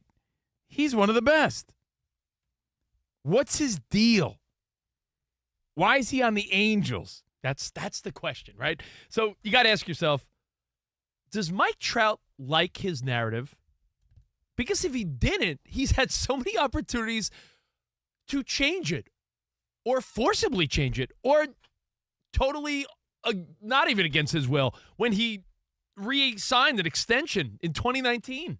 When Mike Trout has been on a team that hasn't sniffed the postseason in over a decade. They haven't had a winning season in a decade. No postseason since 2014 and not a winning season since 2015. And we're talking about a team that had both Shohei and Trout on the team at the same time. And it's so sad. What really puts a spotlight on Mike Trout's career was his incredible night last night and the fact that Shohei Ohtani left and won 2 World Series since. You know, because it makes you think of what the possibilities could be for a guy like Mike Trout. Mike Trout on any other team other than the Angels would be a household name, a superstar. Granted, he's not personality plus, but his stats do enough talking. The guy's one of the greats. And I wonder, there has to be something that Mike Trout is like, dude, I'm cool. I'm living man. a great cool. life. I'm making great money. He's thinking, what? Go to New York? Go to Chicago? No thanks. Put on the pinstripes? That would be cool. But then there's pressure, and then all of a sudden I'm like, oh, Mike Trout playing in New York? Maybe he's like, dude, I got a beach house. Maybe he lives in Long Beach with a view of the ocean, and he just chills. You know, and the constant comparisons. Last night, again, they were playing the Yankees. The constant comparisons of Mickey Mantle and the type of player he is. I'm telling you, you ask, do the mom test. They're like, I heard of Mike Trout, maybe. We're talking a guy with insane stats. We're talking a guy who they compare to Mickey Mantle. We're talking about a guy who Aaron Judge calls the GOAT, and he's giddy about. He's like giggling and giddy about him. And your mom doesn't even know who he is. So it's like, I don't know, man. I don't know what his deal is. Maybe Rich is right. Maybe he's okay with this narrative. Maybe he has a comfortable life. But there's a part of me that thinks that he's just a humble dude, and he really does want to win. He just doesn't want to be a diva about it. And maybe doesn't want to take the steps that a Shohei did to do what he did. But I think that's what you need to do in today's world if you want to win. And I think it's sad because last night he was also part of history. Last night, I'm going to need some help here because I forget who it was. But he was part of something we might not ever see again in our lifetime. 2 former MVPs both hit 2 home runs last night, Aaron Judge and Mike Trout. And the last time that happened was like in 1950-something. So imagine if you were at that game, you saw history. You saw Aaron Judge hit 2 bombs. You saw Trent Grisham hit 2 bombs too. But you saw Mike Trout hit 2 bombs. Hasn't been done since like Roy Campanella and someone else or something. Since the 1950s, where 2 MVPs went at it like that. And Aaron Judge gets all the credit in the world. Again, he's playing for the Yankees. Mike Trout doesn't see any of that credit unless you're a hardcore baseball fan. That's just the truth. And he's got his health back, and that's the difference, and that's why we're talking about it. It's one thing if he was a shell of the Mike Trout he was, and, yeah, man, we saw the best of Mike Trout. Seems like he's back, dude. Seems like he's back, and it seems like he wants it. But what does he actually want? Even when they play great, they scored 10 runs last night and lost. My bullpen is cheeks. Maybe that has something to do with it, Rich. Maybe he is too comfortable for his own good. But that's where someone needs to pull a Ben Affleck in what was the movie? Goodwill Hunting, where he has to, show some tough. Someone has to show Mike Trout some tough love and be like, if you come back here, if I see you pull up here again tomorrow, whatever Affleck says to Matt Damon in the movie, like, hey, do your thing. You're too good for this. You're too good for this town. You're too good for you're a great player. You're better than the Angels. Someone needs to tell him he needs to get out. He needs to win because you know what? It's sports, Rich. And his legacy is defined by it. That's just the truth. Yeah, he may be comfortable. Of course, he makes a great living. Guess what? Most people in the MLB make a great living. Your legacy is defined by your winning. And he's not doing diddly squat in Anaheim.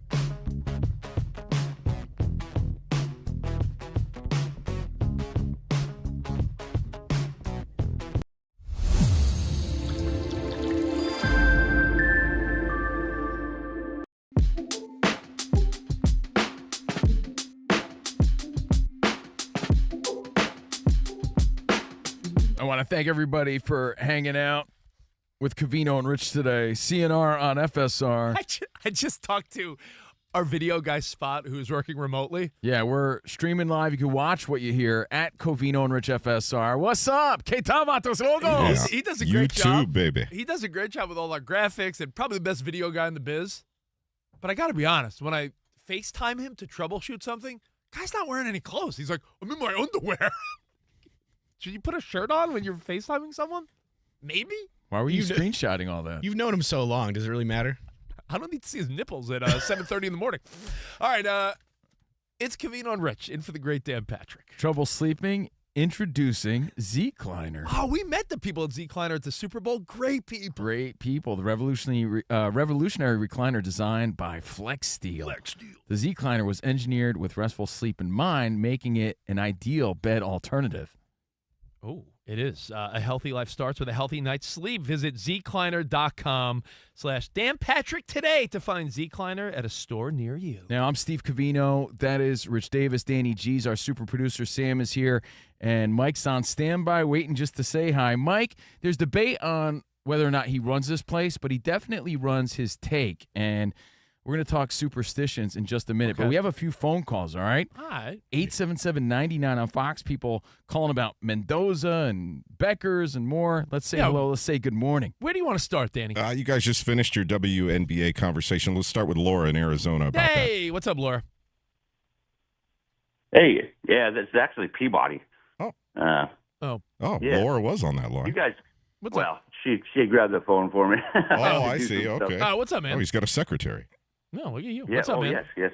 That's my lady. You guys have known me for 20 years, so. What's up, buddy? Hey, what's up, Steve? So, yeah, let's get to Peabody. What's up, buddy? Peabody. What's up, man? Matt Peabody. What's up? Yeah. No, with the whole thing about like working together. Yeah. It doesn't ever work, man. It never works. It's tough, like, and always some kind of.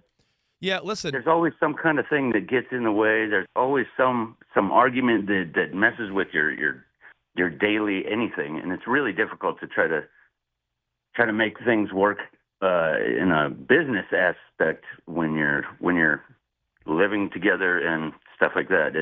You know, I don't want to push negative vibes on them because nothing bothers me more than when I'm doing something, someone's like, well, that's not going to work. And you're like, maybe for you. Projecting, but it's fair to speculate. Yeah, no, I hate when people project on me, so I don't want to do that to them. But, you know, Peabody is on the right track in that most times it's hard to separate. Like, what if Paige Beckers and AZ Fudd, you know, honestly, do get in a little dispute over something stupid, who did the dishes or something, some nonsense. Like, you do carry little things, little resentments, and when you see someone every day, sometimes someone starts working with their husband or wife, and they think at first this is great, and then they realize, oh my God, I have no time away from them. And where's your escape? Where's your sanctuary? You know, if you're living together, you're at home, you have to face each other. You're at work, you face each other. What do you do? I mean, maybe they figure this all out, and that's great, grand, wonderful. Yeah, I wish them well. Who else do we got, Danny G? Your boy Tripp in Vegas is on the line. Hey, Tripp McNeely. What up, Tripp? Hey, good morning, guys. Got me getting up at 6 o'clock to be a loyal Carl, but it's always good to talk to y'all. Good to talk to you too, man. What's up? You know what? No one cares. I mean, it's okay. It's just accepted. I mean, if it was something to do with Caitlin Clark, then it would matter. But you know what? Let them be. I'm happy for them. But I think it's great. I don't think it's a matter of it's never been a matter of like accepting a lesbian relationship in the WNBA. I think it's a matter of this is unprecedented. When have we ever seen two stars? Like we joked yesterday, you never have to worry about like, oh, I wonder if Derek Jeter and Mariano Rivera are getting it on. I said I never wondered if Don Mattingly and Dave Winfield were going to have a lover's quarrel before the game. You know, never had to worry or think about that. And Rich, let's be honest. Wes inside our YouTube chat said it doesn't hurt that these two are very easy on the eyes. They're both attractive. I wasn't going to say it because I didn't want to sound that, you know, I didn't want to sound. We didn't say it. The listeners said good. it. I was going to say because when I saw AZ Fudd the other night, I'm like, damn. All right, you know, Big Mike, who runs this place, he has his take coming up. But Mike, you have thoughts on this, though? Yeah, I do, as a matter of fact. You keep saying this is unprecedented. The coverage is unprecedented. I'm not sure this is the first time that we have seen a long-term relationship between two teammates in the WNBA. We may just never have heard about it. Ah, that's true. And you can say that about men's sports, too. We just made 100%. Absolutely. You know? I was kind of alluding to that. Like that when I say that we know of, yeah, the possibilities are absolutely there. Yeah, don't you love that show, Heated Rivalry? Yes. Yeah. And frankly, it's none of our damn business anyway, so who gives a rat's? You know, you ain't kidding. All right, Dan, are we done, Danny G? You want to talk about, back up to hour one, Jeb in Houston wants to talk about Mendoza and how wrong Rich is. Well, if someone's saying I'm wrong, you guys probably all want to hear that. that. Definitely. Listen, 100%. Rich is wrong? Great. What's up, man? I'm doing good. Yeah. What's up, brother? One thing people aren't talking about enough is the wide receiver combos. Like back in the day, Jamar Chase, Burrow, Tua, and Jalen Waddle, Rod Smith and Elway, even though they were Idaho State. A lot of people don't know that. But they always talk about getting a left tackle. Why not bring in your star wide receiver from the start and give them confidence, and they grow together, they learn as rookies together? I think that's very understated, and they possibly could move up or even get him. And He's talking about getting Cooper. With Cooper. Yeah, at number 36, if he's still there. With the Raiders' draft equity, which they have some picks, and you could wait till later rounds for line help, Danny G. If he's around, it's not a bad idea. Then you would have a wide receiver, you'd have Brock Bowers, you'd have Ashton Genty. Like, you're pretty much saying, here's every weapon we have. Now we just need to protect them. That's the only issue, right? Exactly. Wouldn't be mad at it, but they have so many other needs that's not something you have to give Mendoza. All right. Well, know what we got to do? We got to give the mic to our pal, Mike, who runs this place. Let's go. Who's the microphone assassin? Huh? It's time for Mike, who runs this take. Who? Big Mike may get to be in charge of this segment, but he still doesn't run this place. He really doesn't even run this segment when you think about it, because this mic can be turned off by Sam at any moment. That may be true, but Big Mike does get to pick the topic, and then CNR offer their strong opinions on it. Consider it a warm-up to Midweek Major. Mike, who runs this take. Who? Mike, this guy right here. You can see him. Hello, gentlemen. How are you? Hey, Never Mike. heard of him. Michael. There he is. Welcome to the early morning. This is my time. Welcome to my time. Oh, man. Never heard of him. Glad you guys could get here early. Is that why you're so grumpy when we normally see you? Because you've been up all day? No, I'm just grumpy. That's just how I roll, bro. Your nature. Come on now. Mike came in waving his fists at me. Yeah, What's your I'm- problem? I don't know. Showed up ready to fight today. Ready to fight. Well, what do you got for us today? What take are you bringing to the table? So today we are going to talk about ridiculous superstitions that you idiots actually think make your team play better. Okay. Right? That we Like, do as fans? That we do as fans. So I'll Okay. give you mine. All right. Okay, and I'm not immune to this, of course. All right. So back in the day, I'm at the Santa Monica Pier, and I'm shooting hoops at that stupid, 12-foot high rim that's half size. Be honest. You're shooting bricks. Yeah, right? That's what I do. So miraculously, out of nowhere, I actually make the shot. All right. Couple of bounces. I get myself a rubber UCLA basketball. Okay, and I'm sorry Dan Byer's not here, because Dan Byer remembers the basketball. Every March Madness tournament, I would bust out that basketball and dribble it around these hallways, and I'm acting like, and every time the Bruins played, I had that ball with me all the time. And the question is, did it help? Did it make the Bruins better? Do I really believe that? You know, maybe you're making it did, me Mike. think so many awesome things here, because we all do these stupid things. Like, even if you're just shooting hoops, you can't leave that court until you drain a three. I That's taught my bad son luck, this. right? By the way, it's funny. My son is 6. I taught Ben this. And I'm sure, Rich, you probably got your wife only because you said, I'm going to get her if I make the shot. It's true. We've all done. That's how it works. You were in grade school, and you're like, Jessica's going to like me if I make this shot. Right? Because everybody does this stupid stuff Yeah. Mike talks about. I taught my son that the other day. He was playing basketball with his little buddies on a little adjustable rim. Yeah. He made a sweet shot. I go, Ben, we're walking away. We're going home. And then he took another shot. I'm like, now you gotta make your last shot. You gotta make it. But, Have to. I think to really break it down, look, I'm not going to psychoanalyze why we do these things, but maybe that's our way of feeling that we took part in this victory. Like, hey, man, I did my part. Like, he had his Bruins ball, and that's why they won. You see, I was part of this. Right. Like, and it works. Like, we all do these things whether they help or not. But we like to think that they do. Yeah. What are yours? And do you think there's any truth to this? Like, maybe truthfully, if you really want to get hippy dippy, you're kind of a hippie, Mike. I Maybe am. you're sending good vibes out there, bro. Maybe it's working. I do. Yeah. For Dodger games, I'll take all my Dodger hats and I'll make sure they can all see the TV while I'm watching the game. It's important. They need all the vibes they can get. See, I don't consider myself superstitious, just a little stitious. Very good. Very good quote, Yeah, Eli Manning. yeah. And I do this, and I don't think it's a big deal, but if it's opening day, you gotta come out like you're psychologically a member of that team. You wore Opening your Yankee road jersey on opening day because they were on the road. Yeah, and then I bust out my Yankee watch. You bust out your Yankee chonies. Like, you put on your gear because it's game day, and you feel like, I gotta do this because we gotta start on the right foot, and I want to do my part to bring the good vibes because I'm a little stitious here. Are you talking about only sports? Does this go? No, No, it goes in life. All over the place. Like when you give your junk a pep talk in the bathroom before you. No, is that you're thinking of Spot. No, you're thinking of Spot. No, I got a couple. I got one that's like I'm not a very religious guy, but before every flight takes off, I do a little prayer. Oh, okay. Do you do a little like in your seat, like, can get me through this? That's what's funny to me about people saying they're not very religious because, when your health kicks in or your safety's in jeopardy, man, you get real religious real fast. I'll give you two. This one, like, not to be all serious, but I had a buddy that I would play softball with that passed away. So every time I bat when I play in my rec softball league, I write his initials in the dirt real quick before I ever at bat. That's a little superstition. I'm like, in honor. And every time my dad has a bet on a game and he needs someone to miss a field goal, he crumples up a napkin or a piece of paper, and as the guy's about to kick it, he goes, "Oh, miss it!" and throws up the napkin. And he's convinced that it will help. That's doing it. That will help the guy miss a field goal. I think if it helps you, if you're playing the game or it gets you in the right mental space. I make then, my you hear these stories all the time. The Wade Boggses of the world, very superstitious. Yeah. They get into a routine if it worked that day and it helps. Like the famous or the infamous story of Derek Jeter in a slump and he put on the gold thong. Have you heard that story? Oh, the gold thong. Do I know about it? What have you bought it from Steiner Sports?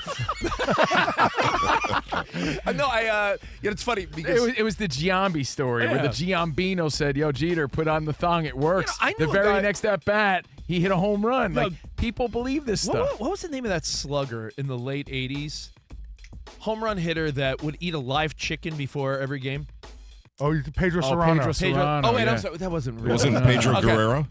So it's funny. I would say my dad would do the field goal thing. I make my kids, if it's like third and short and my team's on defense, the Niners are on defense, I'm like, come on, stop them. I go, kids, say it. And they have to say, stop them. If they don't say it, I'm like, say it. Stop them. You didn't say it. Stop them. I have been known to scream Noonan at my TV on a regular basis. Mike, 100%. you might be surprised by this. The guys won't, because ever since I've been trying to keep them on time with a clock, I have stress balls in here. As part of your routine? Yeah, but during Dodger games, I have this Dodger one. During Raiders games, where did it fall? Here it is. Yeah, he needs it for game day. Right? I definitely need the Raiders one. Or his vibe's off. Look, he brings in little kid toys, like little dog-eat-shoe toys. Here's for the Dodgers. But I got these, and the kids are all about these Neatos. The Raider one's way more worn out than the Dodgers one. More stress? Seriously, and if something goes wrong, I toss the ball, and I'm like, I'm not going to hold the ball anymore right now. And then if, you know what I'm saying? So it's kind of like sitting in the same spot. Sure. Like, they scored a touchdown when I was over here. I'm going to go back to that spot. Superstition's almost like feeding into your OCD sometimes. Like, because if I don't do this, then it's not going to work the right. Yeah, it becomes a ritual that you have to do because in your mind it's not going to. Things aren't going to work out right. That's what Rich says. He says, I need to do something ritualistic. Yeah, it could be the dumbest thing. Did you ever see that video? It was viral last year. There was some woman who recorded her dude that he went outside, I don't know, to smoke a cig or something, whatever he was doing. And his team started coming back. So he started watching the game in the cold from outside the window. And she's like, look at my stupid husband. He won't come in the house because the team started making a comeback while he was outside. And with that said, I think we've all done that. The legendary story of one of my favorite Mets, Keith Hernandez, in '86 during that comeback, gets by Buckner, Mookie Wilson. Mets were down to their final strike. He was in the clubhouse already like, oh, man, we lost. When the Mets started rallying, he wouldn't leave the seat he was in. So you'll never see Keith Hernandez in the dugout during that rally against the Red Sox in '86 because he was in the clubhouse, and he's like, I'm not moving. So it's Mike who runs this take, and his take is that whether it works or not, we all have these superstitious things that we do in hopes that our day goes well and our team wins, and there's so many players that we see that are like crazy. Like, remember Nomar Garciaparra? And again, we've seen so many players do these things. What stands out to you? What's your routine? We'll take your phone calls next. 877-99 on Fox. All right. Now, have you ever wiped with a piece of dry, single-ply toilet paper and wondered, is this as good as it gets? Well, it's not. It gets a lot better thanks to the wet, extra-large cleaning power of Dude Wipes. And when we say extra large, we mean business. So no matter the size of your mess, from top to bottom, Dudes has you covered for a confident clean. Why do you think I'm so confident? They today? confidently clean up whatever TP leaves behind. No more maintenance wipes. Debris? No way. Irritation? Not a chance. It's time to make the trade of the season and switch from TP to wet, extra large Dude Wipes and start experiencing the confident clean of Dude Wipes made from 99% water and plant-sourced fibers coming in a variety of scents and sensations like mint chill and shea butter to protect your end zone. You need to protect your end zone. Who are you, Spartacus? What do you got, a stick? You need some Dude Wipes. And a leaf? Yeah, it's 2026. Join the movement for cleaner movements and live a skid-free life. You living a skid life? You in Skid Row? Who are you, Sebastian Bach? Got to be skid-free. Available at Amazon and major retailers nationwide. Dude Wipes. Best clean, pants down.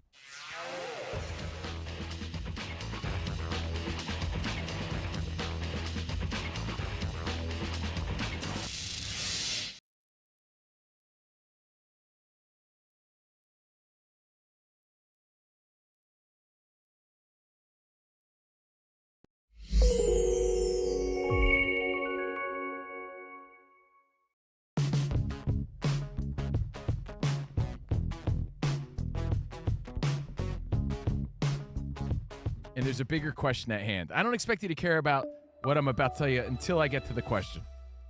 I saw a post, and it says, Dad, it's a picture of Oswaldo Cabrera. You know who Oswaldo Cabrera is?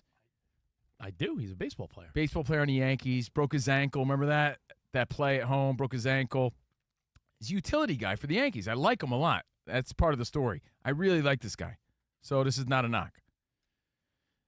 This social media post says, Dad, who was the Yankees utility guy before Oswaldo Cabrera? And it's a whole montage of who this person thinks was the best utility player that the Yankees had.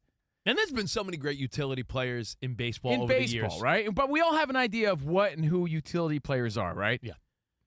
This guy, this bird brain, makes a whole montage of a guy who was a bona fide starter, who was a batting champion in 2 different leagues, who was an all-star, who was a highly paid player, a Gold Glove winner. He posts DJ LeMahieu. Everybody remembers DJ LeMahieu, right? That's not even LeMahieu's not a utility guy. I'm glad you said that because that's exactly what I responded. I'm like, hey, great video. DJ LeMahieu, great player. Respectfully, he wasn't a utility player. He was a bona fide starting player. He is the Then I get the response from all these younger people on TikTok, and I'm like, oh, geez, do I really want to engage? That's how you spent your night? Your night, yeah. Camino's night was fighting with kids on TikTok and laughing at his ass. But I have a question based on this. Yeah. He goes, he is the pure definition of what a utility player is. He played every position in the infield. He even played the outfield sometimes. I said, that's called versatility. Yeah, he was versatile. That's what made him an exception. DJ LeMahieu, and he's not the only guy, but he was an exception, meaning he's a guy like Mookie Betts who could play different positions. But he was by no means a utility player. In fact, by comparing him to Oswaldo Cabrera, a utility player, that's an insult. So you're essentially insulting one of your favorite players. He was a starting player who had an injury, and that's why he's not in the league anymore. He never became the same player again. But it's not about DJ LeMahieu. I then got into a debate about what is a utility player. And I said a utility player is a guy that comes off the bench and that's versatile enough to play multiple positions, but he's a guy that usually comes off the bench. LeMahieu was a starter. That's not a utility player. No, he's just versatile. Listen, he's just versatile. Before the show, when you and I were chatting up, I brought up Mookie because I was saying, based on this argument you had with this kid on TikTok, Mookie Betts could play outfield, infield, anywhere. So you're telling me Mookie Betts is a utility guy? This. Versatility. This kid got me with a bunch of kids started chirping at me, and it got me with a bit of a zinger. What is it?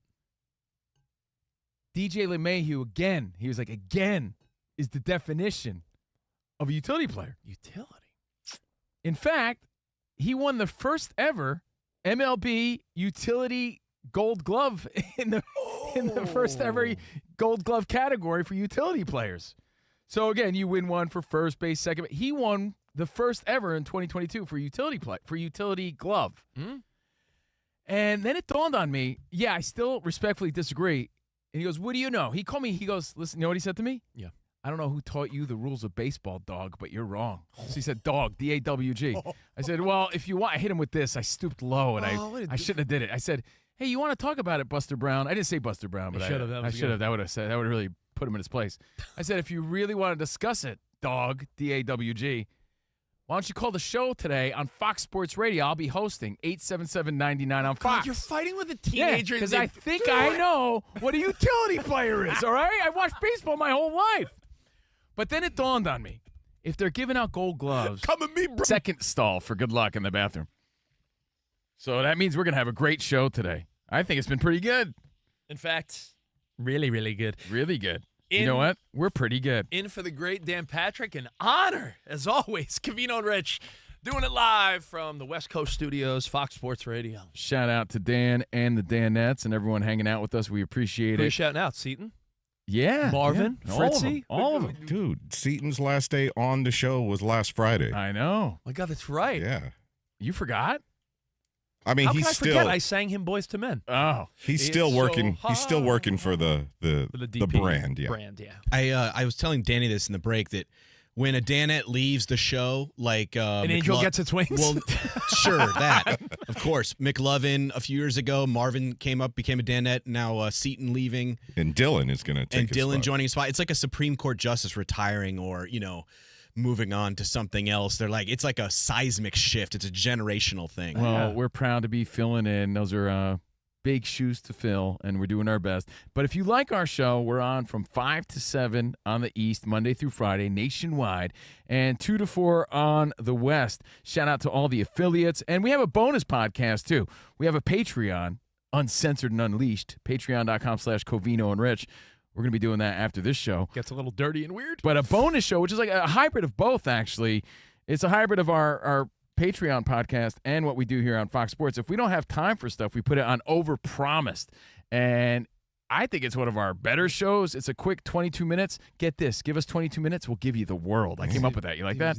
How many shows you guys do together? A lot, Way dude. too much. A lot. But it's all at Covino and Rich FSR on YouTube. Thanks for being part of it. At Covino and Rich FSR.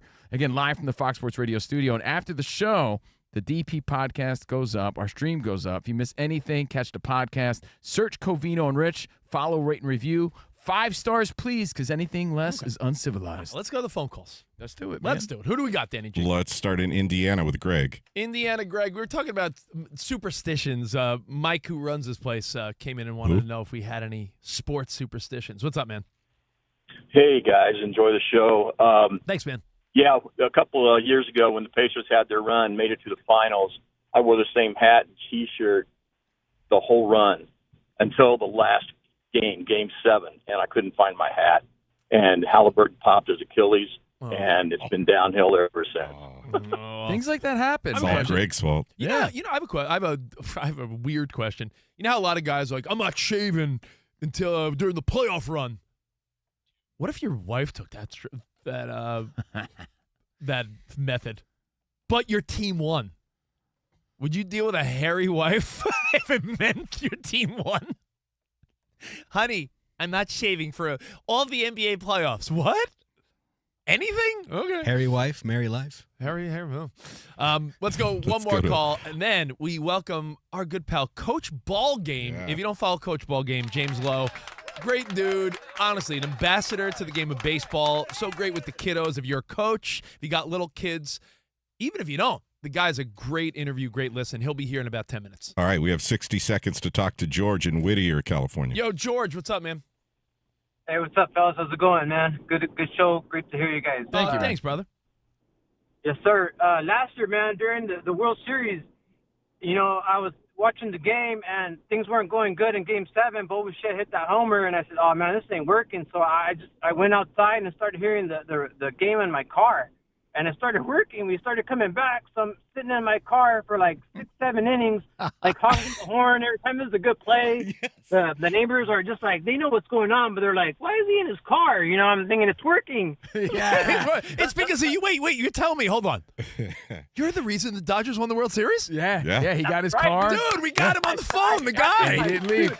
It's because of I didn't watch it. Yeah, George And I watched it in my car. and AM 570, and off the air he mentioned that they're ahead of the TV broadcast. So he was honking his horn, and the neighbors were like, "Stop! You're ahead of us." It's like that friend that watches 5 seconds ahead of you. You're like, stop texting me. Well, congrats to him. All right, listen, we got Coach Ballgame joining us next. Your buds, Covino Rich, in for the great Dan Patrick. Fox Sports Radio, Wednesday. Let's go.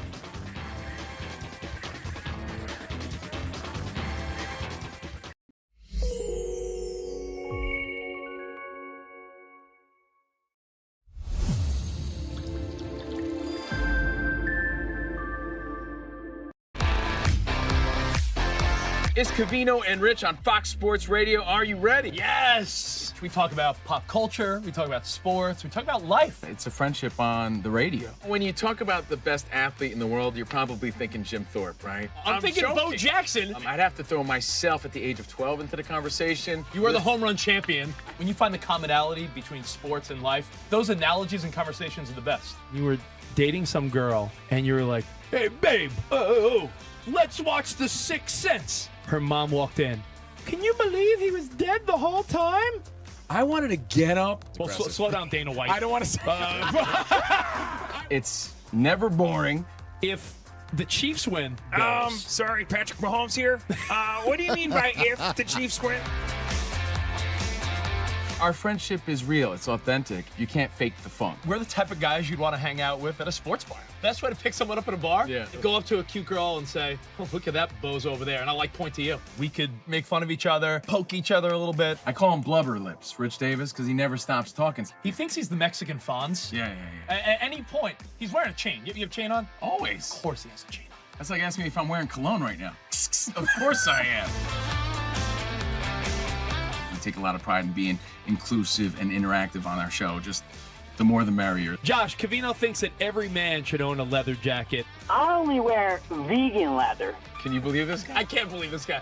We have a very special connection with our audience, our listeners. People feel that friendship. And I appreciate y'all show. I love it. It's all for you. Thank you. Mike Tyson, Covino, loves to just challenge us with random Mike Tyson trivia. Which accomplished celebrity purchased my sprawling Connecticut estate? I'm going to go 50 Cent. You are absolutely correct, 50 Cent. I love his song.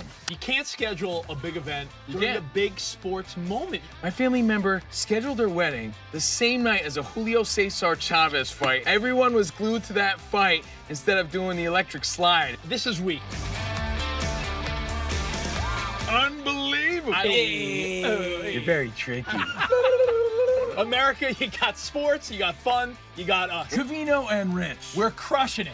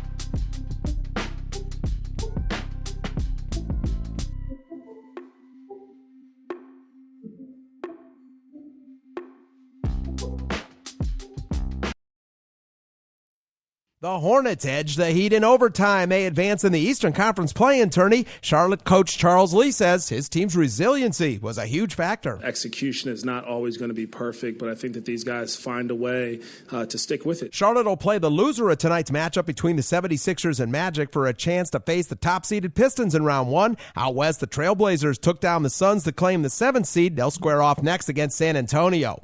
Tonight, the Clippers and Warriors duel for an opportunity to take a crack at top-seeded Oklahoma City. Golden State's Stephen Curry, Kristaps Porzingis, and Al Horford will be on minutes restrictions. They're nursing nagging injuries. Raiders GM John Spatek says he's received calls from teams about trading the first overall pick in next week's NFL draft, but they're holding on to the selection. Las Vegas is expected to take Indiana QB Fernando Mendoza, number 1.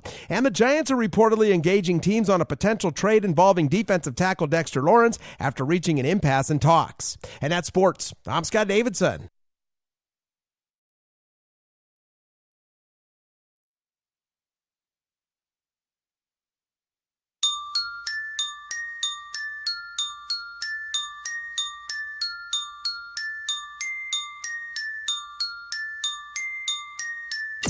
DP. Dan Patrick.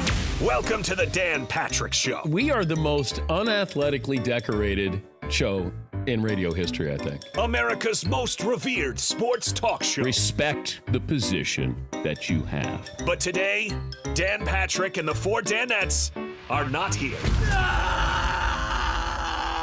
So sitting in for Dan Patrick and hosting the Dan Patrick Show, here's Steve Covino and Rich Davis.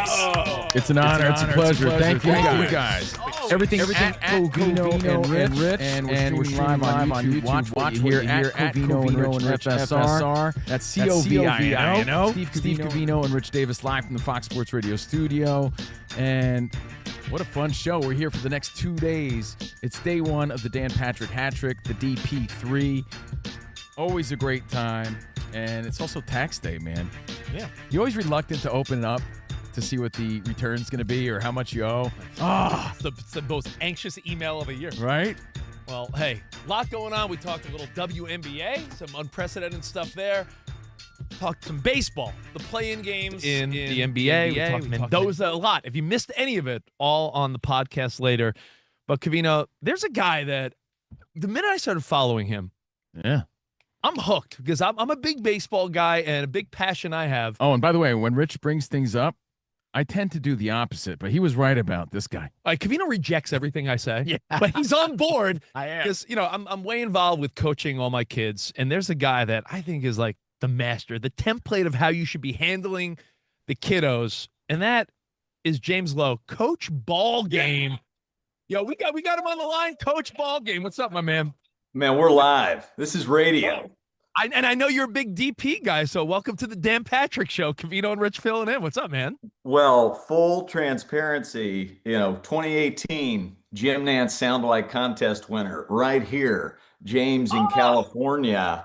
And to be on the back end of the Masters and to be on your show, what an honor. I'm excited. It's Christmas morning. Let's go. Let me tell you, Coach Ballgame, I think it's pretty cool that you get to not only work with the kiddos, we're going to talk a bunch about that. And if you have any questions for Coach Ballgame, how to handle a crazy parent or a reluctant kid or something, we'll do it all with Coach Ballgame. Great follow, great stories. I have a rule, Coach Ballgame, and that rule is vatos don't cry, but I know you say otherwise. I know you say, hey, man, it's okay. Let it out. It means you care and things like that. Vatos don't cry. And I tell you, man, I saw you tell the story about Jim Abbott to these little kiddos, and I was there like, oh, it's beautiful. It's beautiful. So definitely a great follow and some great lessons. And my first question is, outside looking in, I have a teenage daughter, right? But I see Rich. I go to my nephew's games all the time. I see friends. I saw KFC from Barstool talking about this morning. Are we putting too much pressure on not only the kids, but the families when it comes to all the different travel sports and all the different leagues that they're in all the time? Like, are we concerned about families spending family time? And what about kids burning out? It seems like there's a lot of pressure involved in this nowadays. How do you view this? Yeah, well, I agree with you. And it's the reason I started a Sandlot tour where there needed to be an injection of joy and common sense into youth baseball, which is what I coach. But it's not just baseball; it's all sports, and I think it transcends sports. It goes into the homes as well. But yeah, I think a lot of it is parents living through their kids. My playing career didn't pan out like I wanted it to. I played 4 years of college, but I really wanted to play pro ball. Didn't happen.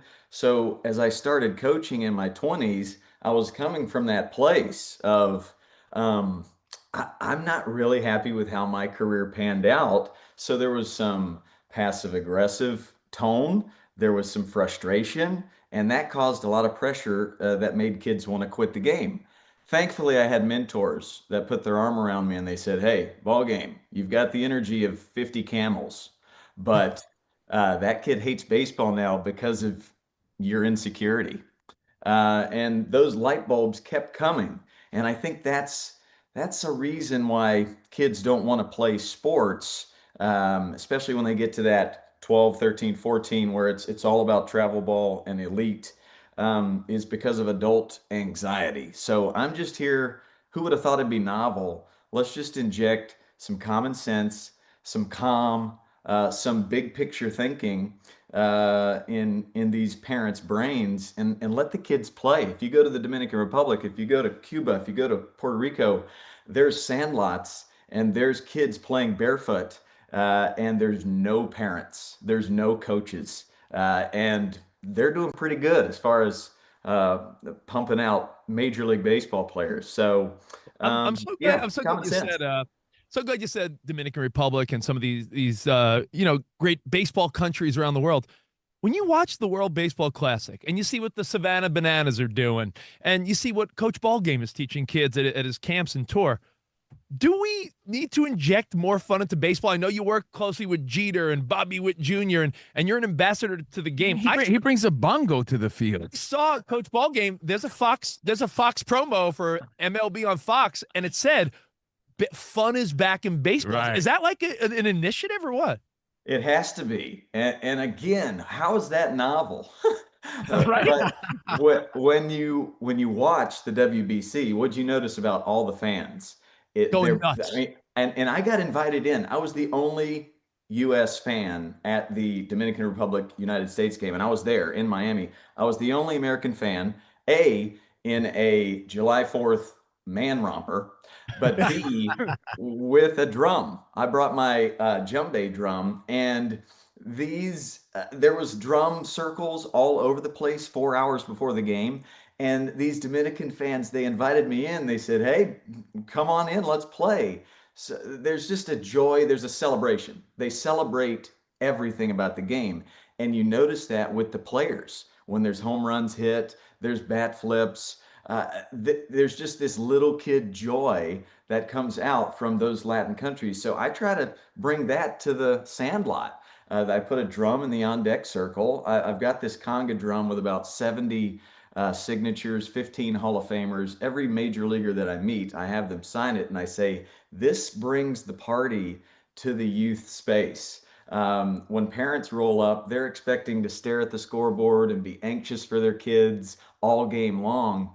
Meanwhile, when there's a drum in the on-deck circle and coaches are calling kids by nicknames and just have this body language of joy, the parents are like, well, wait a second. So this does exist. This other thing, this fun, happy baseball, it actually exists.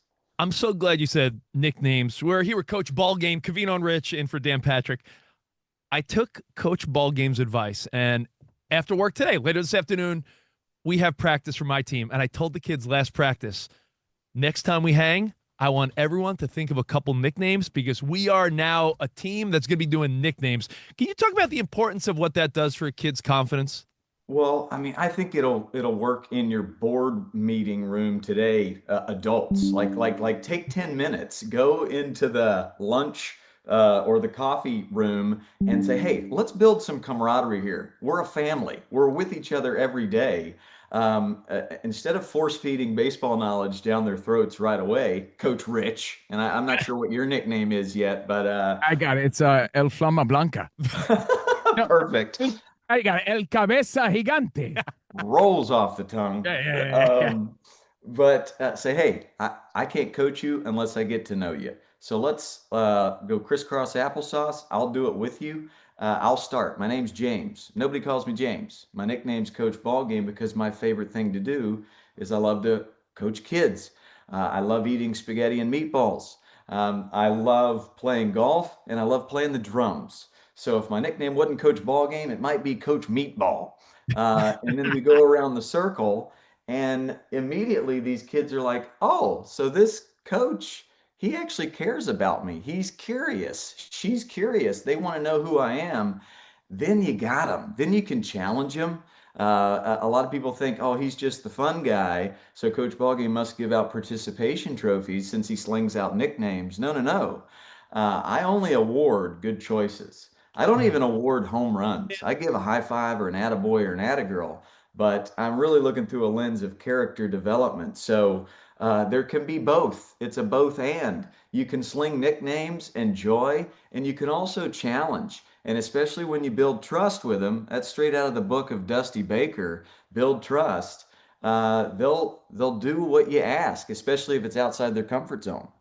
Attaboy. Hey, Coach Ballgame, we're such on the same page today, and that's why a great follow, because I know so many people that listen to our show and Dan Patrick, they spend their weekends and their weekdays not only coaching their kids, but going to games. I have questions about parents, but I do feel like I have the reputation of like, oh, there's Rich, fun time coach, but I'm, like you, a very competitive guy, and I'm always juggling when do I turn on the competitiveness as a dad and a coach versus, hey, let's play music, let's have fun, let's be silly. Yeah. Let's just say, I don't want to throw people under the bus, but let's just say I happen to have a parent come up to me because I'm going to be coaching All-Stars this summer. No. And they say, hey, man, we better have like a winning squad or we're not sure it's worth it. Like, how do you balance winning versus having fun? Because to me, summer All-Stars win their six. They're playing Shetland ball, pony ball. I'm thinking pool parties, running through the sprinkler, horsing around. Just to me, that's the memories the kids will have. Going out to lunch in between a doubleheader. Like, am I off base here? No, you are absolutely not. But here's the deal. There are people that look through the win at all cost lens. And how do we approach that? Well, I think you have to prioritize the joy. And then right beside it is character development. And then what is the byproduct? If you're challenging kids and giving out baseball cards because kids are showing up early, practicing at home, working on those skills that you've been teaching them at practice, trying to be brave, cheering for their teammates, hustling, getting down and ready, all those awesome choices at practices and games, the byproduct is skill development and wins.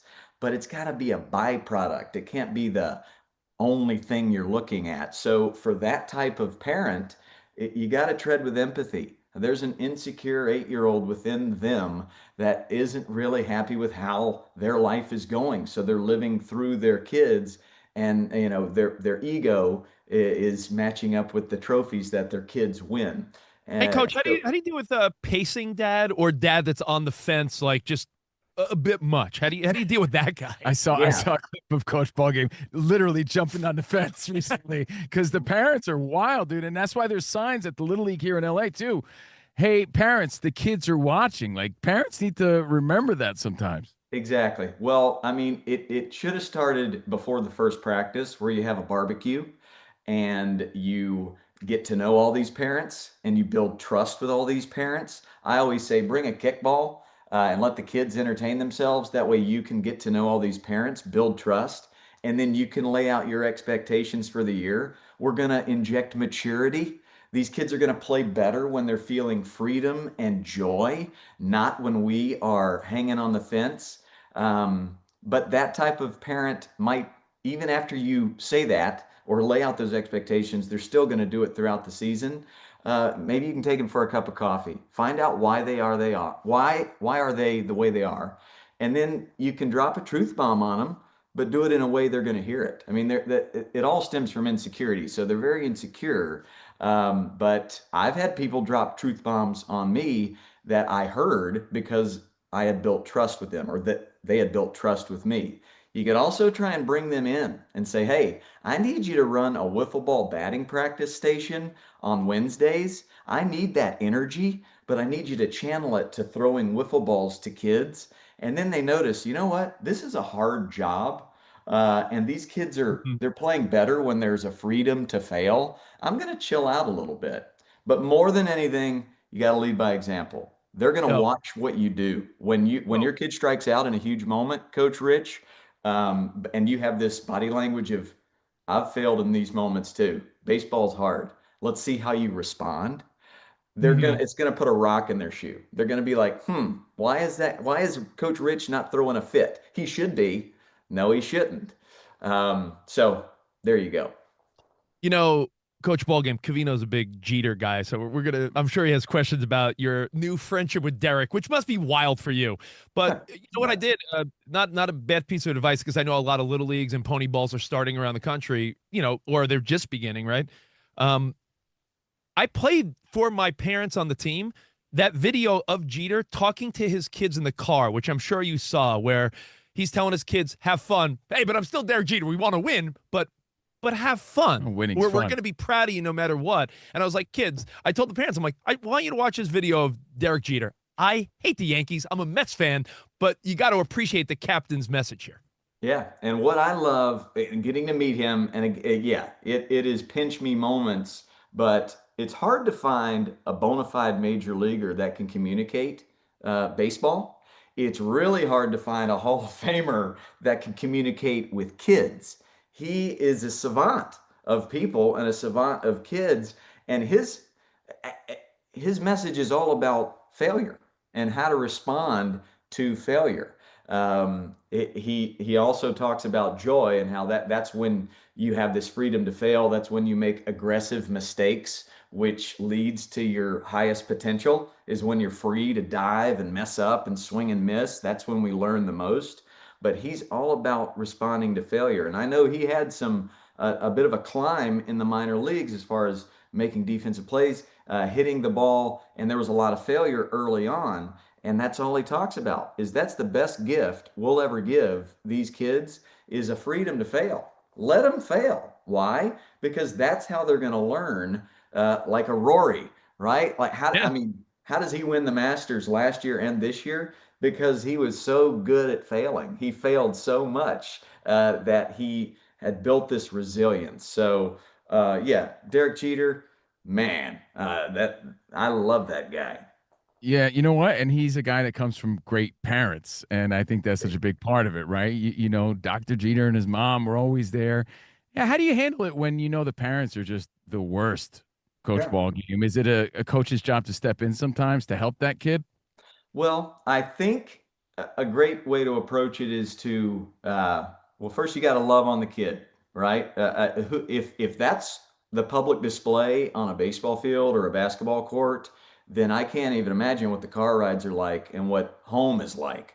So sometimes that could be tough on the kid, right? If other parents don't want to deal with the parents.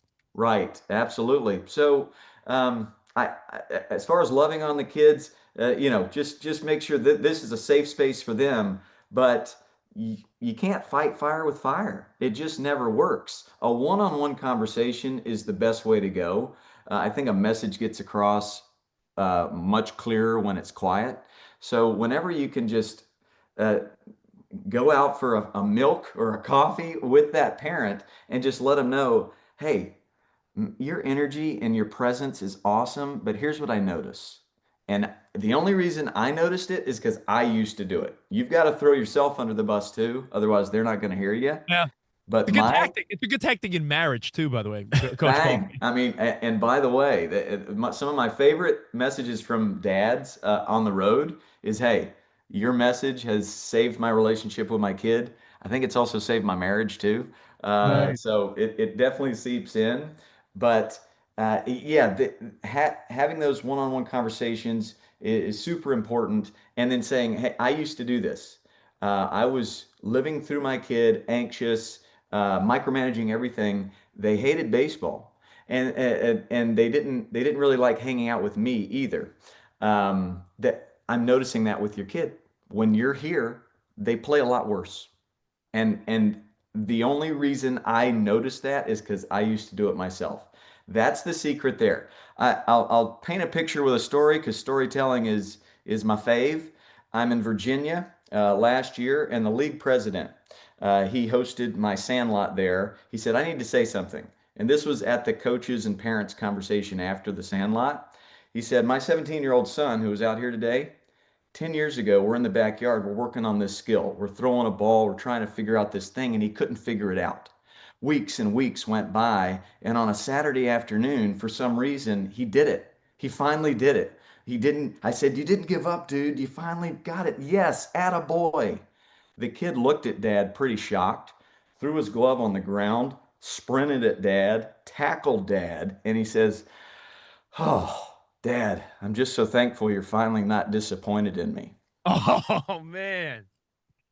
Whew. Yeah, I mean, it's a big responsibility, and you're the best at it. I have another question for Coach Ballgame on the Covino and Rich show. You could see a little ball player when when they're in a bunch of group of kids, they all have that look about them. They're all wearing the same like outfits now, those shorts and the shirts, the little chains, the necklaces, the slides. Just sunglasses and baseball necklaces. Like they have a look now, and I love that. But along with the outfits comes with the hype fire bats and all the things that go along with it. Lighting gloves when they're 7. So my question is, hey, you don't want your kids to go without. So is this building confidence or is it a waste of money? Like, how do you view those things? Because I do like the culture side. It's part of the culture, and it's fun for the kids. But what are your views on that? Yeah, and I see it all. I see the double barrel $400 bats, and I see the oven mitts, and I see the aura and the swag. Because I do some camps with the Bananas and Coach Rack and KJ, and they even have a station for trick plays and aura and eye black. And I embrace all that if you have the means for that. But at my sandlots, we share one bat, just like we did as kids. Yeah, one big barrel Easton. That was it. That's it. And it's got dents all over it. Yep. And we play with no gloves and usually a tennis ball. But I always tell the Roberto Clemente story. And I say, hey, this kid grew up in Puerto Rico. They used a lemon for a ball, and they'd wrap yarn around it. So lemon juice wouldn't get in their eyes when they hit it. They used a stick, a branch from a guava tree for a bat, and they used trash for bases. And they played all day on a farm with animals everywhere. That guy became the best right fielder of all time. So I think if you're a little bit upset about sharing one bat in this sandlot game, well, then you need to step into Clemente's shoes. There's a lot of stories like that David Ortiz, Pedro Martinez. So, some perspective is definitely necessary.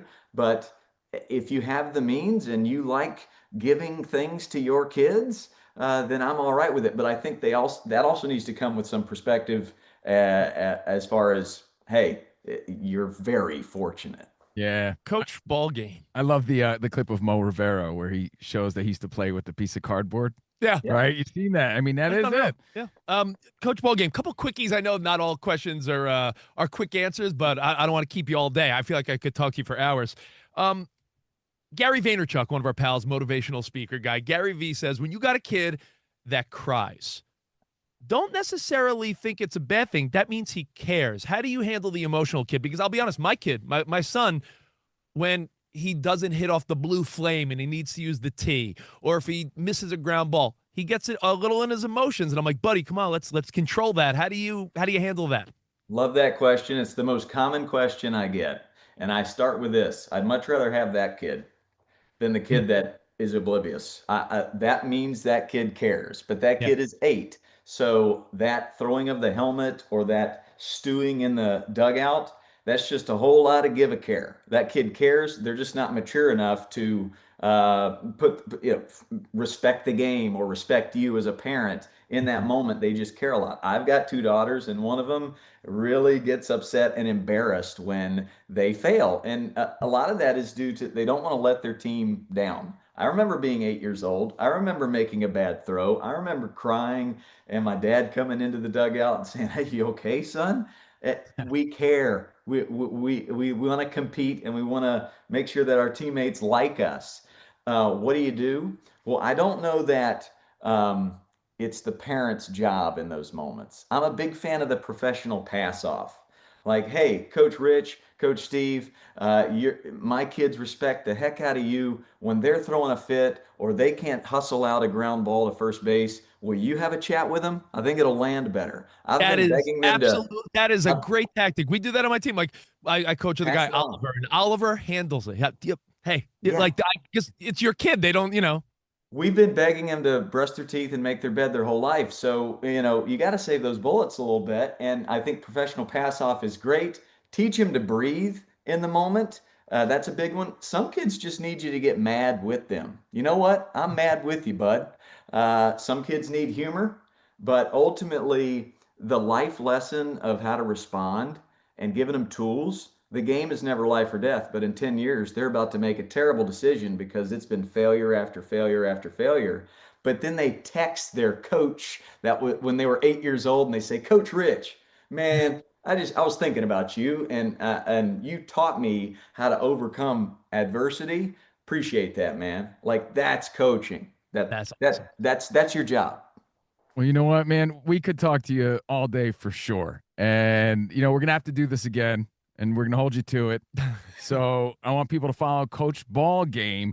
James, though, thank you so much for being on the show. Coach, if you got we love what you're doing, man. Got a little league or a pony ball, people can hit you up, right, and see if their league wants to bring you to their town. You do that, correct? Absolutely. I hit like 60 cities a year. That's the max. Mrs. Ballgame says, okay, no more than 60. We need you around the house a little bit.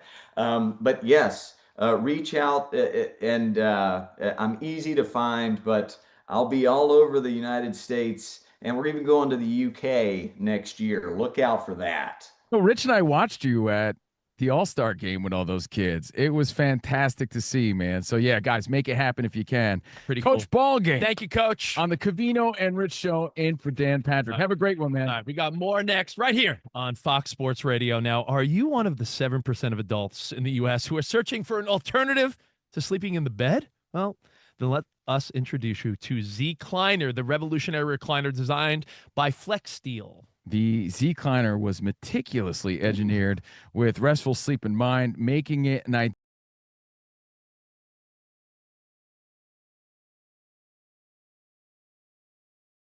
For you, this is a step up. A healthy life starts with a healthy night's sleep. But the Zcliner is more than a recliner. It's a personal comfort experience. It features multiple power adjustments like recline, headrest, and lumbar, zero gravity to reduce pressure on your body, and tech integrations like charging ports for easy modern living. How cool is that? We know life can be messy, which is why with the Zcliner, it's upholstered in a moisture and stain-resistant fabric perfect for all-day enjoyment, even in homes with pets and kids. So even when you're sweating at night, when you're sleeping. Even when you're a gross slob. Zcliner, complete sleep solution, whether for daily relaxation or an alternative to a bed. It delivers unmatched comfort, technology, and support. Visit Zcliner.com/DanPatrick today to find Zcliner at a store near you.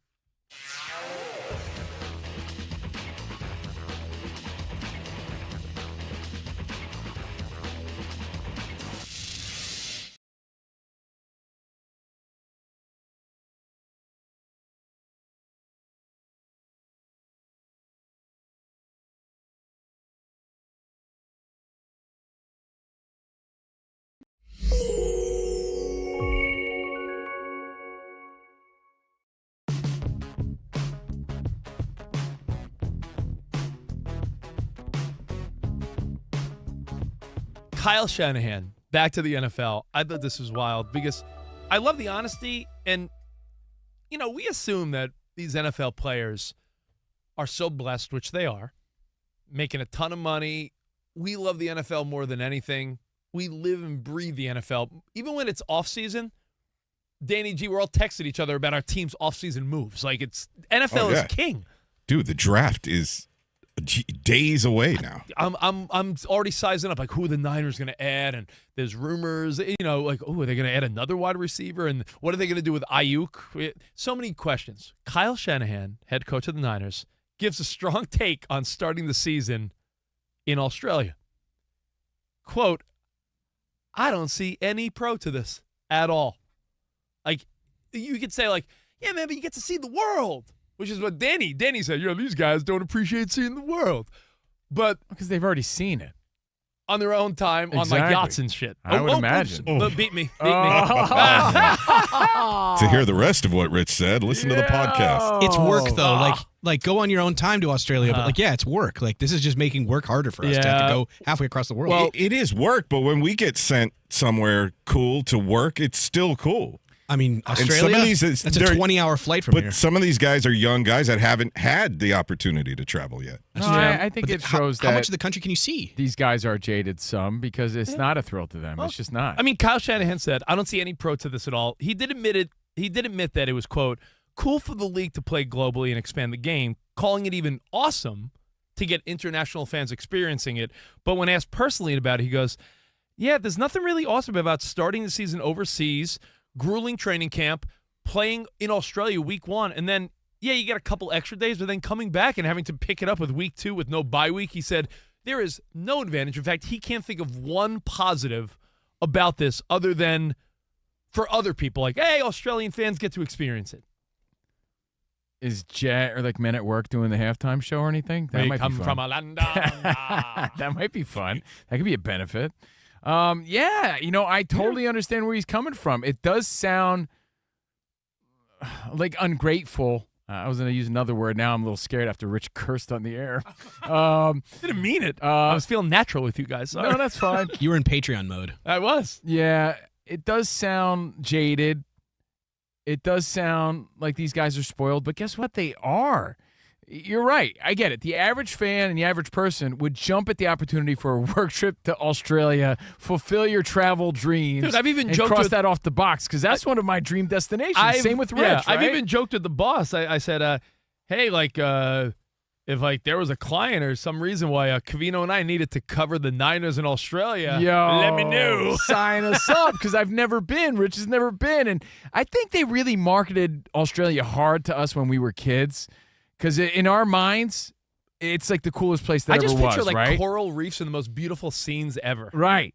And the Crocodile Dundee. Crocodile Dundee. God, yeah. Wakey. Rich, you were a big fan of Kangaroo Jack, weren't you? I mean, what a great movie. Right? So that's not a knife. I think that in our minds, our childhood minds, we're like, we got to go to Australia one day. We've never got a chance. And then you hear these professional athletes and coaches and these other dudes who make millions of dollars who can go whenever they want. They're not as thrilled because guess what? They could do that whenever they want. It makes a lot of sense. It's just we don't like to hear it.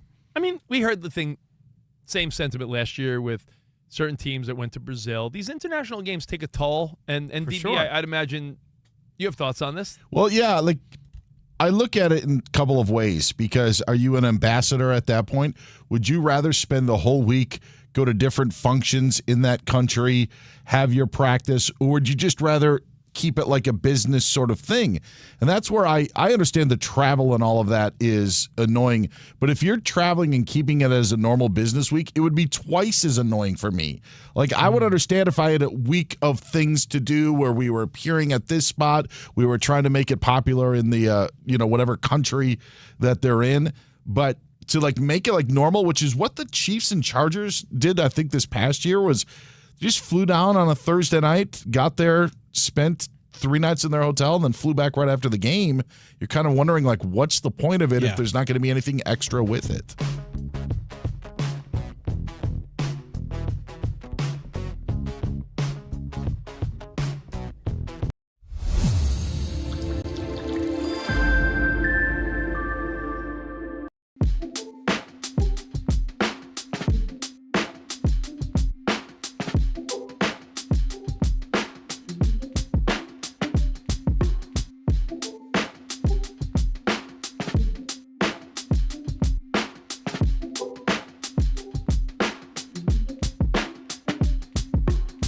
Best. Thanks again to James Lowe for stopping by, and definitely give him a follow.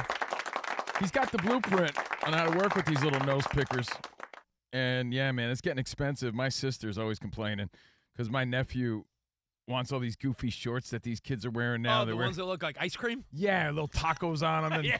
They got this baseball look. It's the culture, but it's so much fun, and it's just so great to see that baseball's back, baseball's popping, and we're here for it. You can't hate on it. I mean, you're right. We all shared the same Easton Big Barrel, and we shared Black helmets. Magic, bro. Black Magic. We shared helmets. in my little league. I don't know about you, right? I mean, yeah, I didn't have my own helmet. Every kid's got their own helmet. Every kid's got their name on it and their everything. Hype fire. They got bat. highlight reels. 6-year-olds have sliding gloves. It's crazy, dude. They got custom Jordan cleats. No, it's nuts. It's next level. What are we doing? Thank you again to Coach Ballgame. We are Covino and Rich. Thank you for hanging out with us. Covino and Rich in for Dan Patrick. Again, we're on Monday through Friday nationwide. And if we're not, hit up the affiliates. Shout out to all the affiliates. 5 to 7 on the East, 2 to 4 on the West. For over 40 years, Tire Rack's been helping customers find the right tires for how, what, and where they drive. Shipped fast and free. Backed by free road hazard protection with convenient installation options like mobile tire installation. Tire Rack. TireRack.com, the way tire buying should be. All right, now it's time for Midweek Major. Let's do it. Covino and Rich get you over the middle of the week with Midweek Major. Ooh, I love that. We throw sports and pop culture headlines and topics at the fellas, and it's like the kids say. That's so mid. Week definitely major. CNR scoring. Midweek Major. Aw, yeah, I got to go quick here to give Iowa Sam at least 7 minutes for this. Before we hand things over to the number one and only fill-in host of this, we like to roll the 2 big red love dice over there in the main studio. This is to see who gets first take. Why are your love days extra sticky this week, Danny J? Stop it, that's gross. I rolled an 11. All right. Good luck, Rich. Now a Rich roll. That's a 10. Count the right way. No, sorry, 10. I'm not going to beat it. No. 8. All right, you win. All right, that means Covino gets to go first. And now, the most famous person, besides Brian Bell of Weezer, from Iowa City, Iowa, Iowa Sam. Hey, Sammy. Let's get guys. into it, bro. Let's get into this. Danny brought up the play-in games, the NBA play-in games in hour one. Let's stay with professional basketball, but we head overseas. You guys know J. Cole, Grammy award-winning rapper. But did you know he had a professional basketball career in China? China. And it only lasted 1 game. Cole was supposed to play in at least 3 games with the Nanjing Monkey Kings, but due to a delay in obtaining a work visa, he was one and done with the club.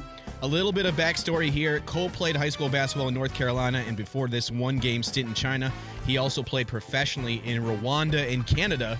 J. Cole, musician and basketball globetrotter, midweek or major? It's mid.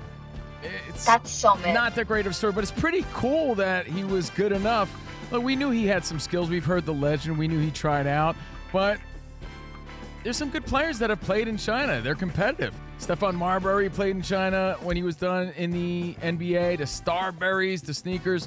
Look, the fact that he's multifaceted, multi-talented is cool, but it's not major. But props to him, man. He has a love for the game. I agree. It's mid, but not That's so mid. not like bad story, Sam. I do think it's cool when you see someone that has talents in other places because and passion. You know, sometimes you'll see a musician, you're like, yeah, they can't ball. When you see someone that can ball, you're like, all right, so not only are you talented there, you're talented there. He's played in, I believe, like celebrity charity games and maybe even an all-star celebrity game. So J. Cole's got some skills. I like it. All right, guys, moving on. Guy Fieri, the sometimes misunderstood, often beloved mayor of Flavortown. I'm sure Guy was feeling misunderstood after last Saturday night. We go to UFC 327 in Miami. Lots of celebrities there, including Mr. Fieri. And no shock, everyone has their phone out recording Guy. And he's captured greeting and briefly exchanging pleasantries with the Tate brothers, Andrew and Tristan Tate. If you don't know who these dudes are, controversial. Just my opinion. I don't think you're missing much. They're influencers, podcasters in the so-called manosphere, but they've said and been accused of a lot of bad stuff about women and their place in society. So after this video of Guy greeting the Tate brothers got out, apparently Fieri erupted online. Enough outrage that Guy had to release a statement on social media that he didn't even know who these dudes were prior to meeting them, and that he doesn't support them in any way. He said he felt devastated after reading about the outrage to this viral moment. Guy Fieri getting raked over the coals for appearing in a video with the infamous Tate brothers, midweek or major? I think it's a major story. Definitely major. Because people are out of their minds about the manosphere. As Steve Covicular Covino, I think I have some perspective on this.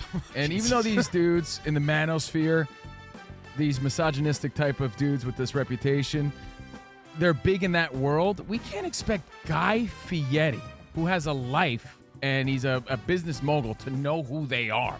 Are we serious about that? Like, yeah, a lot of us may know who these dudes are, but Guy Fieri, we expect him to know? He's above this. He's bigger than this. I don't expect Guy Fieri to know. Get off his, what did I say before? Chuck. Beanbag. Get off his beanbag. Leave him alone. Leave Guy Fieri alone. I think it's major, too. Definitely major. I'm a big fan of Guy. In fact, he's a great dude. Not to name drop, but he's a pal. I've been places with Guy Fieri. Trust me, everyone wants to bro hug that guy, give him a hug, take a picture. We went to the Super Bowl together one year, and getting anywhere with that guy is impossible. And he's just trying to be nice, right? He's walking at a UFC event. People are dapping him up, giving him bro hugs, exchanging pleasantries. He doesn't know. Yeah, it's just another face to him. The Tate brothers are misogynistic buffoons to many, and Guy Fieri should be off the hook here. I'm a fan. Is he going to have to do a press conference on the steps of City Hall of Flavortown? No, he released a statement. He actually had a media appearance that had to be canceled because of this. Jeez. With a sparkling water company, but. Yeah, it's unfortunate. I'm a big Guy Fieri fan, and I don't think he didn't know who they were, and he was He's just a good dude. say, hey, what's up, what's up? Yeah, he was probably just being cordial, and that's about it. Yeah. All right, let's move on here. Last Sunday was a Masters win for Rory McIlroy, his second consecutive championship in Augusta.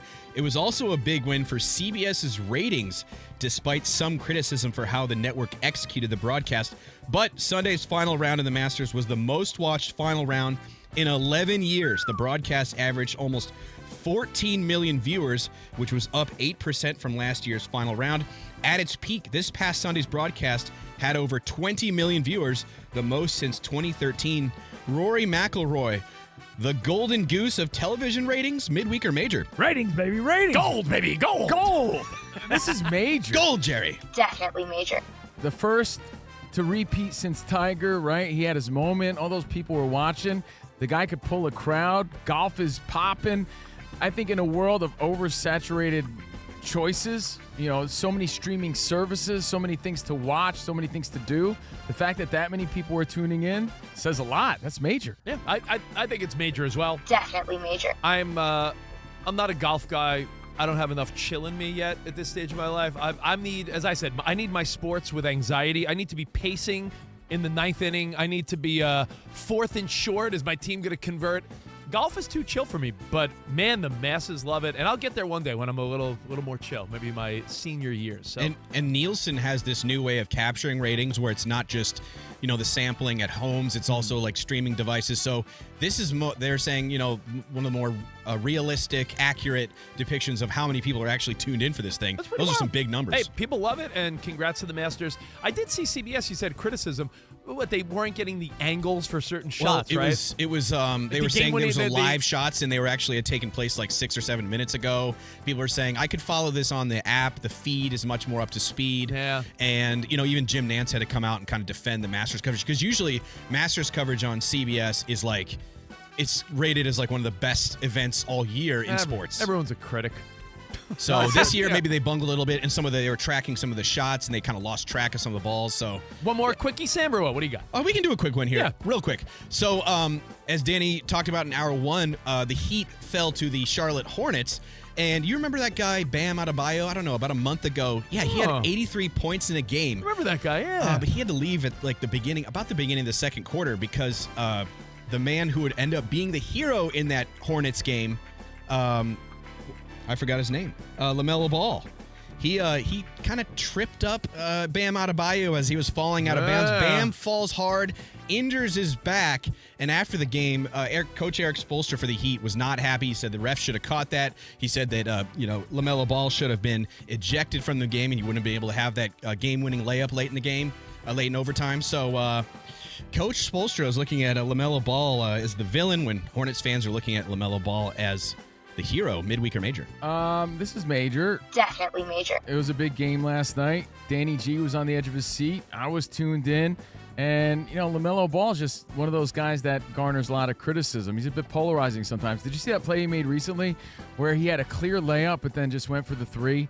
I was like, what are they doing? What's going on here? So I think Spoelstra has every right to be mad. I mean, his star player. Are you just mad that you invested a lot in their sneaker brand? Yeah, with his dad. Brand. With his dad. And for his part, LaMelo apologized twice after the game. He just said he was, Spoelstra said he was frustrated, and LaMelo made a frustrated play. It was a in the moment, like, oh, probably wish he didn't do it. Kind of swiped at his foot as he was falling out of bounds. You don't want injury at key moments like this and key moments of the season, so that's why I'm saying major. Definitely major. Is he also the ball brother that's responsible for 6'7"? Yes. Then I hate him. No. All right, thank you, Iowa Sam. Appreciate you. Thank you. For the little midweek major. Now we got more Covino and Rich coming up. Recap a couple things we went over today. We got to talk about things that you thought you'd never do again. It involves the Orioles manager and something he's doing. Perfect. All right, we got that and more. CNR right here on Fox Sports Radio. Now, there's a lot to celebrate this summer. Keep it classic with a Miller Lite. I say keep it classy. Whether you're toasting the birth of our nation, hey, the birth of a kid, our soccer team scoring a big goal, your baseball team, whatever you're doing, it's Miller time in America. I just like celebrating at Rich's house because he usually has a cooler of nice cold Miller Lite, and I just grab a few. I take a few home with me. Is that okay? Covino loads his bag up with treats. Yeah. You know, the draft always feels like the start of the summer for all of us football fans. Hope, fresh starts, and a reason to get the guys together. This year, Dan Patrick, the boys are going to be broadcasted live in Pittsburgh. Dan and the Danettes. Miller Lite, the official partner, will be there with the guys over the next week.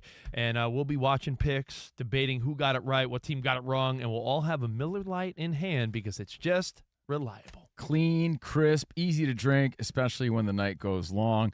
It's been a go-to for 50 years, a true American Pilsner since 1975. Miller time is always a good time. An American summer starts with an American beer. Miller Lite, go to MillerLite.com/Patrick to find delivery options near you, or you can pick up some Miller Lite pretty much anywhere they sell beer. It's Miller time. Celebrate responsibly. Miller Brewing Company, Milwaukee, Wisconsin. 96 calories and 3.2 carbs per 12 ounces.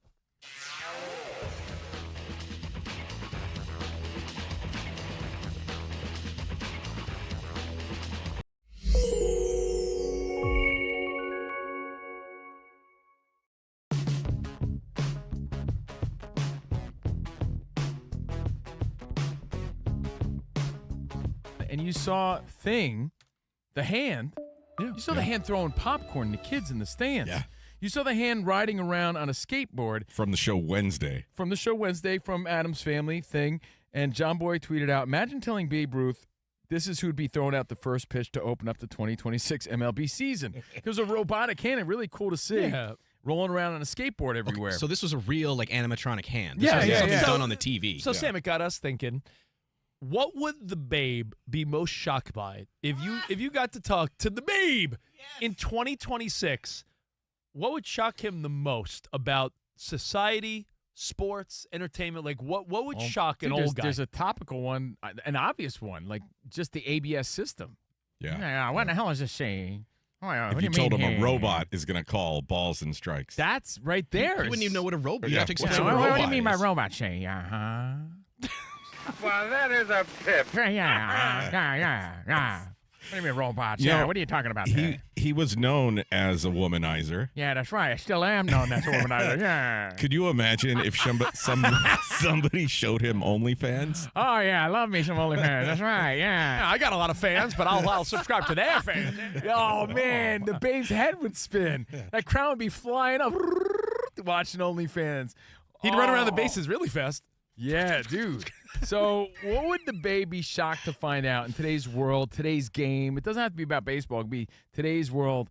Like, what do you think would shock the Babe the most? Think of the Babe. Think of you talking to him. What would he be shocked to hear? I'll be honest.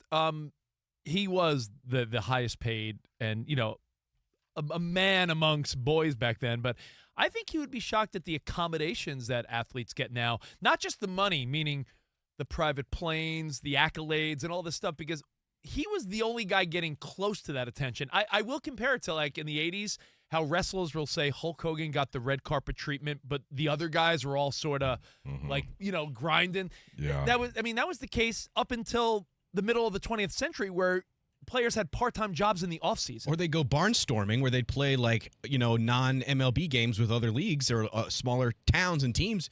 And now he wouldn't have to worry about that because he'd be paid so well. Like, hey, Babe, get this. Hey, what's going on there? I mean, Babe, guess what? There's something in today's world called diversity. Yes, the WBC. What do you mean by that? Diversity. What is this word you say? You're like, yeah, just get this. There's a bunch of Hispanics in the game nowadays. Oh, no, you're talking about a city. See, it's called diverse city. No, It's a term called diversity. Wait a second. So you're saying I got to play against these guys? Like, yeah, you got to play against these guys, baby. Yeah, I don't know how I feel about that. Yeah, a little trickier when you include everyone, huh? Wait against Satchel Paige. Wait, a black guy's allowed too? Yeah, they're allowed to play against you. Maybe I won't be as good then, That doesn't seem as fair to me now, yeah. Right? So there'd be a lot of shockers. There'd be a lot of shockers for the Babe because that's no knock on the Babe, but he didn't have to compete against all these other dudes. He just didn't. So that is a big-time shocker. If you're talking to the Babe. I think the Babe would be big on social media because he did love attention. Yeah. I got a lot of Instagram followers, see? Yeah, I do, yeah. Well, I'm going to go. Oh, yeah, he definitely I'm going to go live. Hey, get this, Babe. There's something called DoorDash. Yeah, what's that? Yeah, they can bring me hot dogs right to me? Yeah. Or just these full I don't think the Babe was getting his own hot dogs. I think he already. Yeah, I don't need DoorDash. I already got people bring me dogs. No, but think of the stadium food if he saw the full 5-star menus now at these ballparks. That's a good point, right? Because all they had was like hot dogs and peanuts. What's ceviche? Right? What's ceviche? Oh. You know what? Danny G, that would be insane. The Babe would weigh 400 pounds. Yeah. What's a poke bowl? What's a poke bowl? Yeah. I'm not paying $40 for that. $20 for a brouhaha. He loved women. He loved baseball, women, booze, and food. I think a lot of the precautionary stuff, he'd be like, "What's this?" Meaning, first of all, pitch counts or stuff like that. Be like, "Yeah, you hit 100 pitches. What? Take them out? What do you mean? See? Yeah. What about everything from picture the Babe? He's not even wearing a helmet, let alone elbow guards and batting gloves. He'd be like, "Yeah, gloves and guards? What are you, some type of little whoosh? Yeah. You pansy? Yeah." If you got beaten in the head with a ball, you just take a cold steak and put it on your lump. This guy's dressing for like he's in a war. We're playing baseball, yeah? Yeah. Why don't you go up there and get a hit all, Max Fried? A great day one of our Dan Patrick. Patrick, always an honor to fill in for DP. It was great to talk to our buddy Coach Ballgame. Had some fun conversations about everything from Fernando Mendoza to the WNBA draft and the fun angle that there are two women that date that are now teammates. And somehow we No one saw them avoided talking about Diana Russini and Vrabel. Amazing, right? You know what? Amazing. You know what? You guys actually get gold stars for that. I know, we should. Can I ask you one question to wrap up the whole Vrabel Diana Russini thing? Can I tell you about True Green first? Of course, because you know I care more about my lawn and flowers than I care about you. This guy spends more time telling me about his rose garden. Well, dude, I'm like, yeah, man, it's great. When you're a hyped up, Crazy, man. When you're a hyped up stress guy like me, it's all over the place. How do you think I get my chill? Well, I'll tell you what, your lawn does look good. True Green, don't waste another weekend doing your lawn care yourself. Partner with the official lawn care treatment provider of the PGA Tour and get a golf course quality lawn the easy way. Sign up at truegreen.com, then sit back and relax. Is it wild for me to tell you that I will pick weeds out of my neighbor's lawn sometimes? I'll walk around the block and someone will have a big ass weed sticking out of their lawn. I'm like, what? Take care. Have some pride. Bothers me. That's a little weird. It may be a little weird. Yeah, get off my lawn. All right, let me give you one thought about the Diana Russini, Mike Vrabel thing. And it's weird because we like her and she's cool, always been cool with us, former coworker. I like Diana. Yeah. And Vrabel seems like a cool dude. Everyone likes Coach Vrabel. There is a difference. Now, Danny G, you said your boy Clay Travis put out on social media. I thought we were just patting ourselves on the back like Barry Horowitz for not bringing her up. No, because I just think there's one thought that there's two thoughts actually. Rich, I'm taking your gold star away, Yeah, Rich. you know what? You're like, we're not talking about it, but let's talk about it. I'm writing his name on the board. What, you taking away my scratch and sniff Yeah, sticker? no scratch and sniff. Strawberries. Mike Vrabel, people are saying, like, is it a double standard as to, like, why no one's bothering him? Because as a coach, anything, if he did anything with Diana Russini inappropriate, that's just more of his own moral compass. Doesn't affect his ability to win football games. His job is to win games. Yeah. Her job is to report on the NFL, so there may be some conflict of interest. You know what my thought is? It's the word insider that really puts her in a bad position. Because if she just was a reporter for the NFL or just like covered the NFL. Or just one team even. Or one team, or like she was just a talking head on a TV show. Are you doing some who type talked of about innuendo, insider? No. Oh. It's just the term insider that really makes it look bad because she's supposed to have the scoop, but it's like, now there's speculation on how she's getting the scoop. it works Yeah. against her. The That questions word about is working against her. That's all. The There's a lot of questions- people that cover the NFL. The questions about A.J. Brown and Max Crosby reporting, and those fan bases are asking questions. Well, my question to you is, what would it take for you to believe Diana Rossini and Coach Vrabel? Like, I want to believe them because they seem like two people that I've only had good experiences with. Like, and I don't want to be a gossipy bee. Like, well, guess what they did? What would it take for you to be like, Diana Rossini stepped away from the Athletic and the New York Times because she needs the smoke to clear, and she's talented. She'll find another gig, which sucks. She even has to do this. She's the best at what she does, for sure. But here's the question. What would it take for you to believe her? Because I feel like sometimes the public makes up their mind. People want to see the pictures. What do they want to see? Like them Pictures of hanging- the other people that she said were there. But here's the question. And speaking of, who was hired or who hired that person to take those pictures? But here's the question, Danny. You're asking for other pictures. It's not like she supplied the pictures of her. No, and I'm Vrabel. not asking for A it. spy did. She came out, though, Rich, and said we weren't there alone. So why aren't those people sticking up for her right now? Yeah, that is the only good point. But I'm saying, like, when it's like, present me the pictures, she might be like, I have no pictures. The pictures you're seeing are for some loser spy.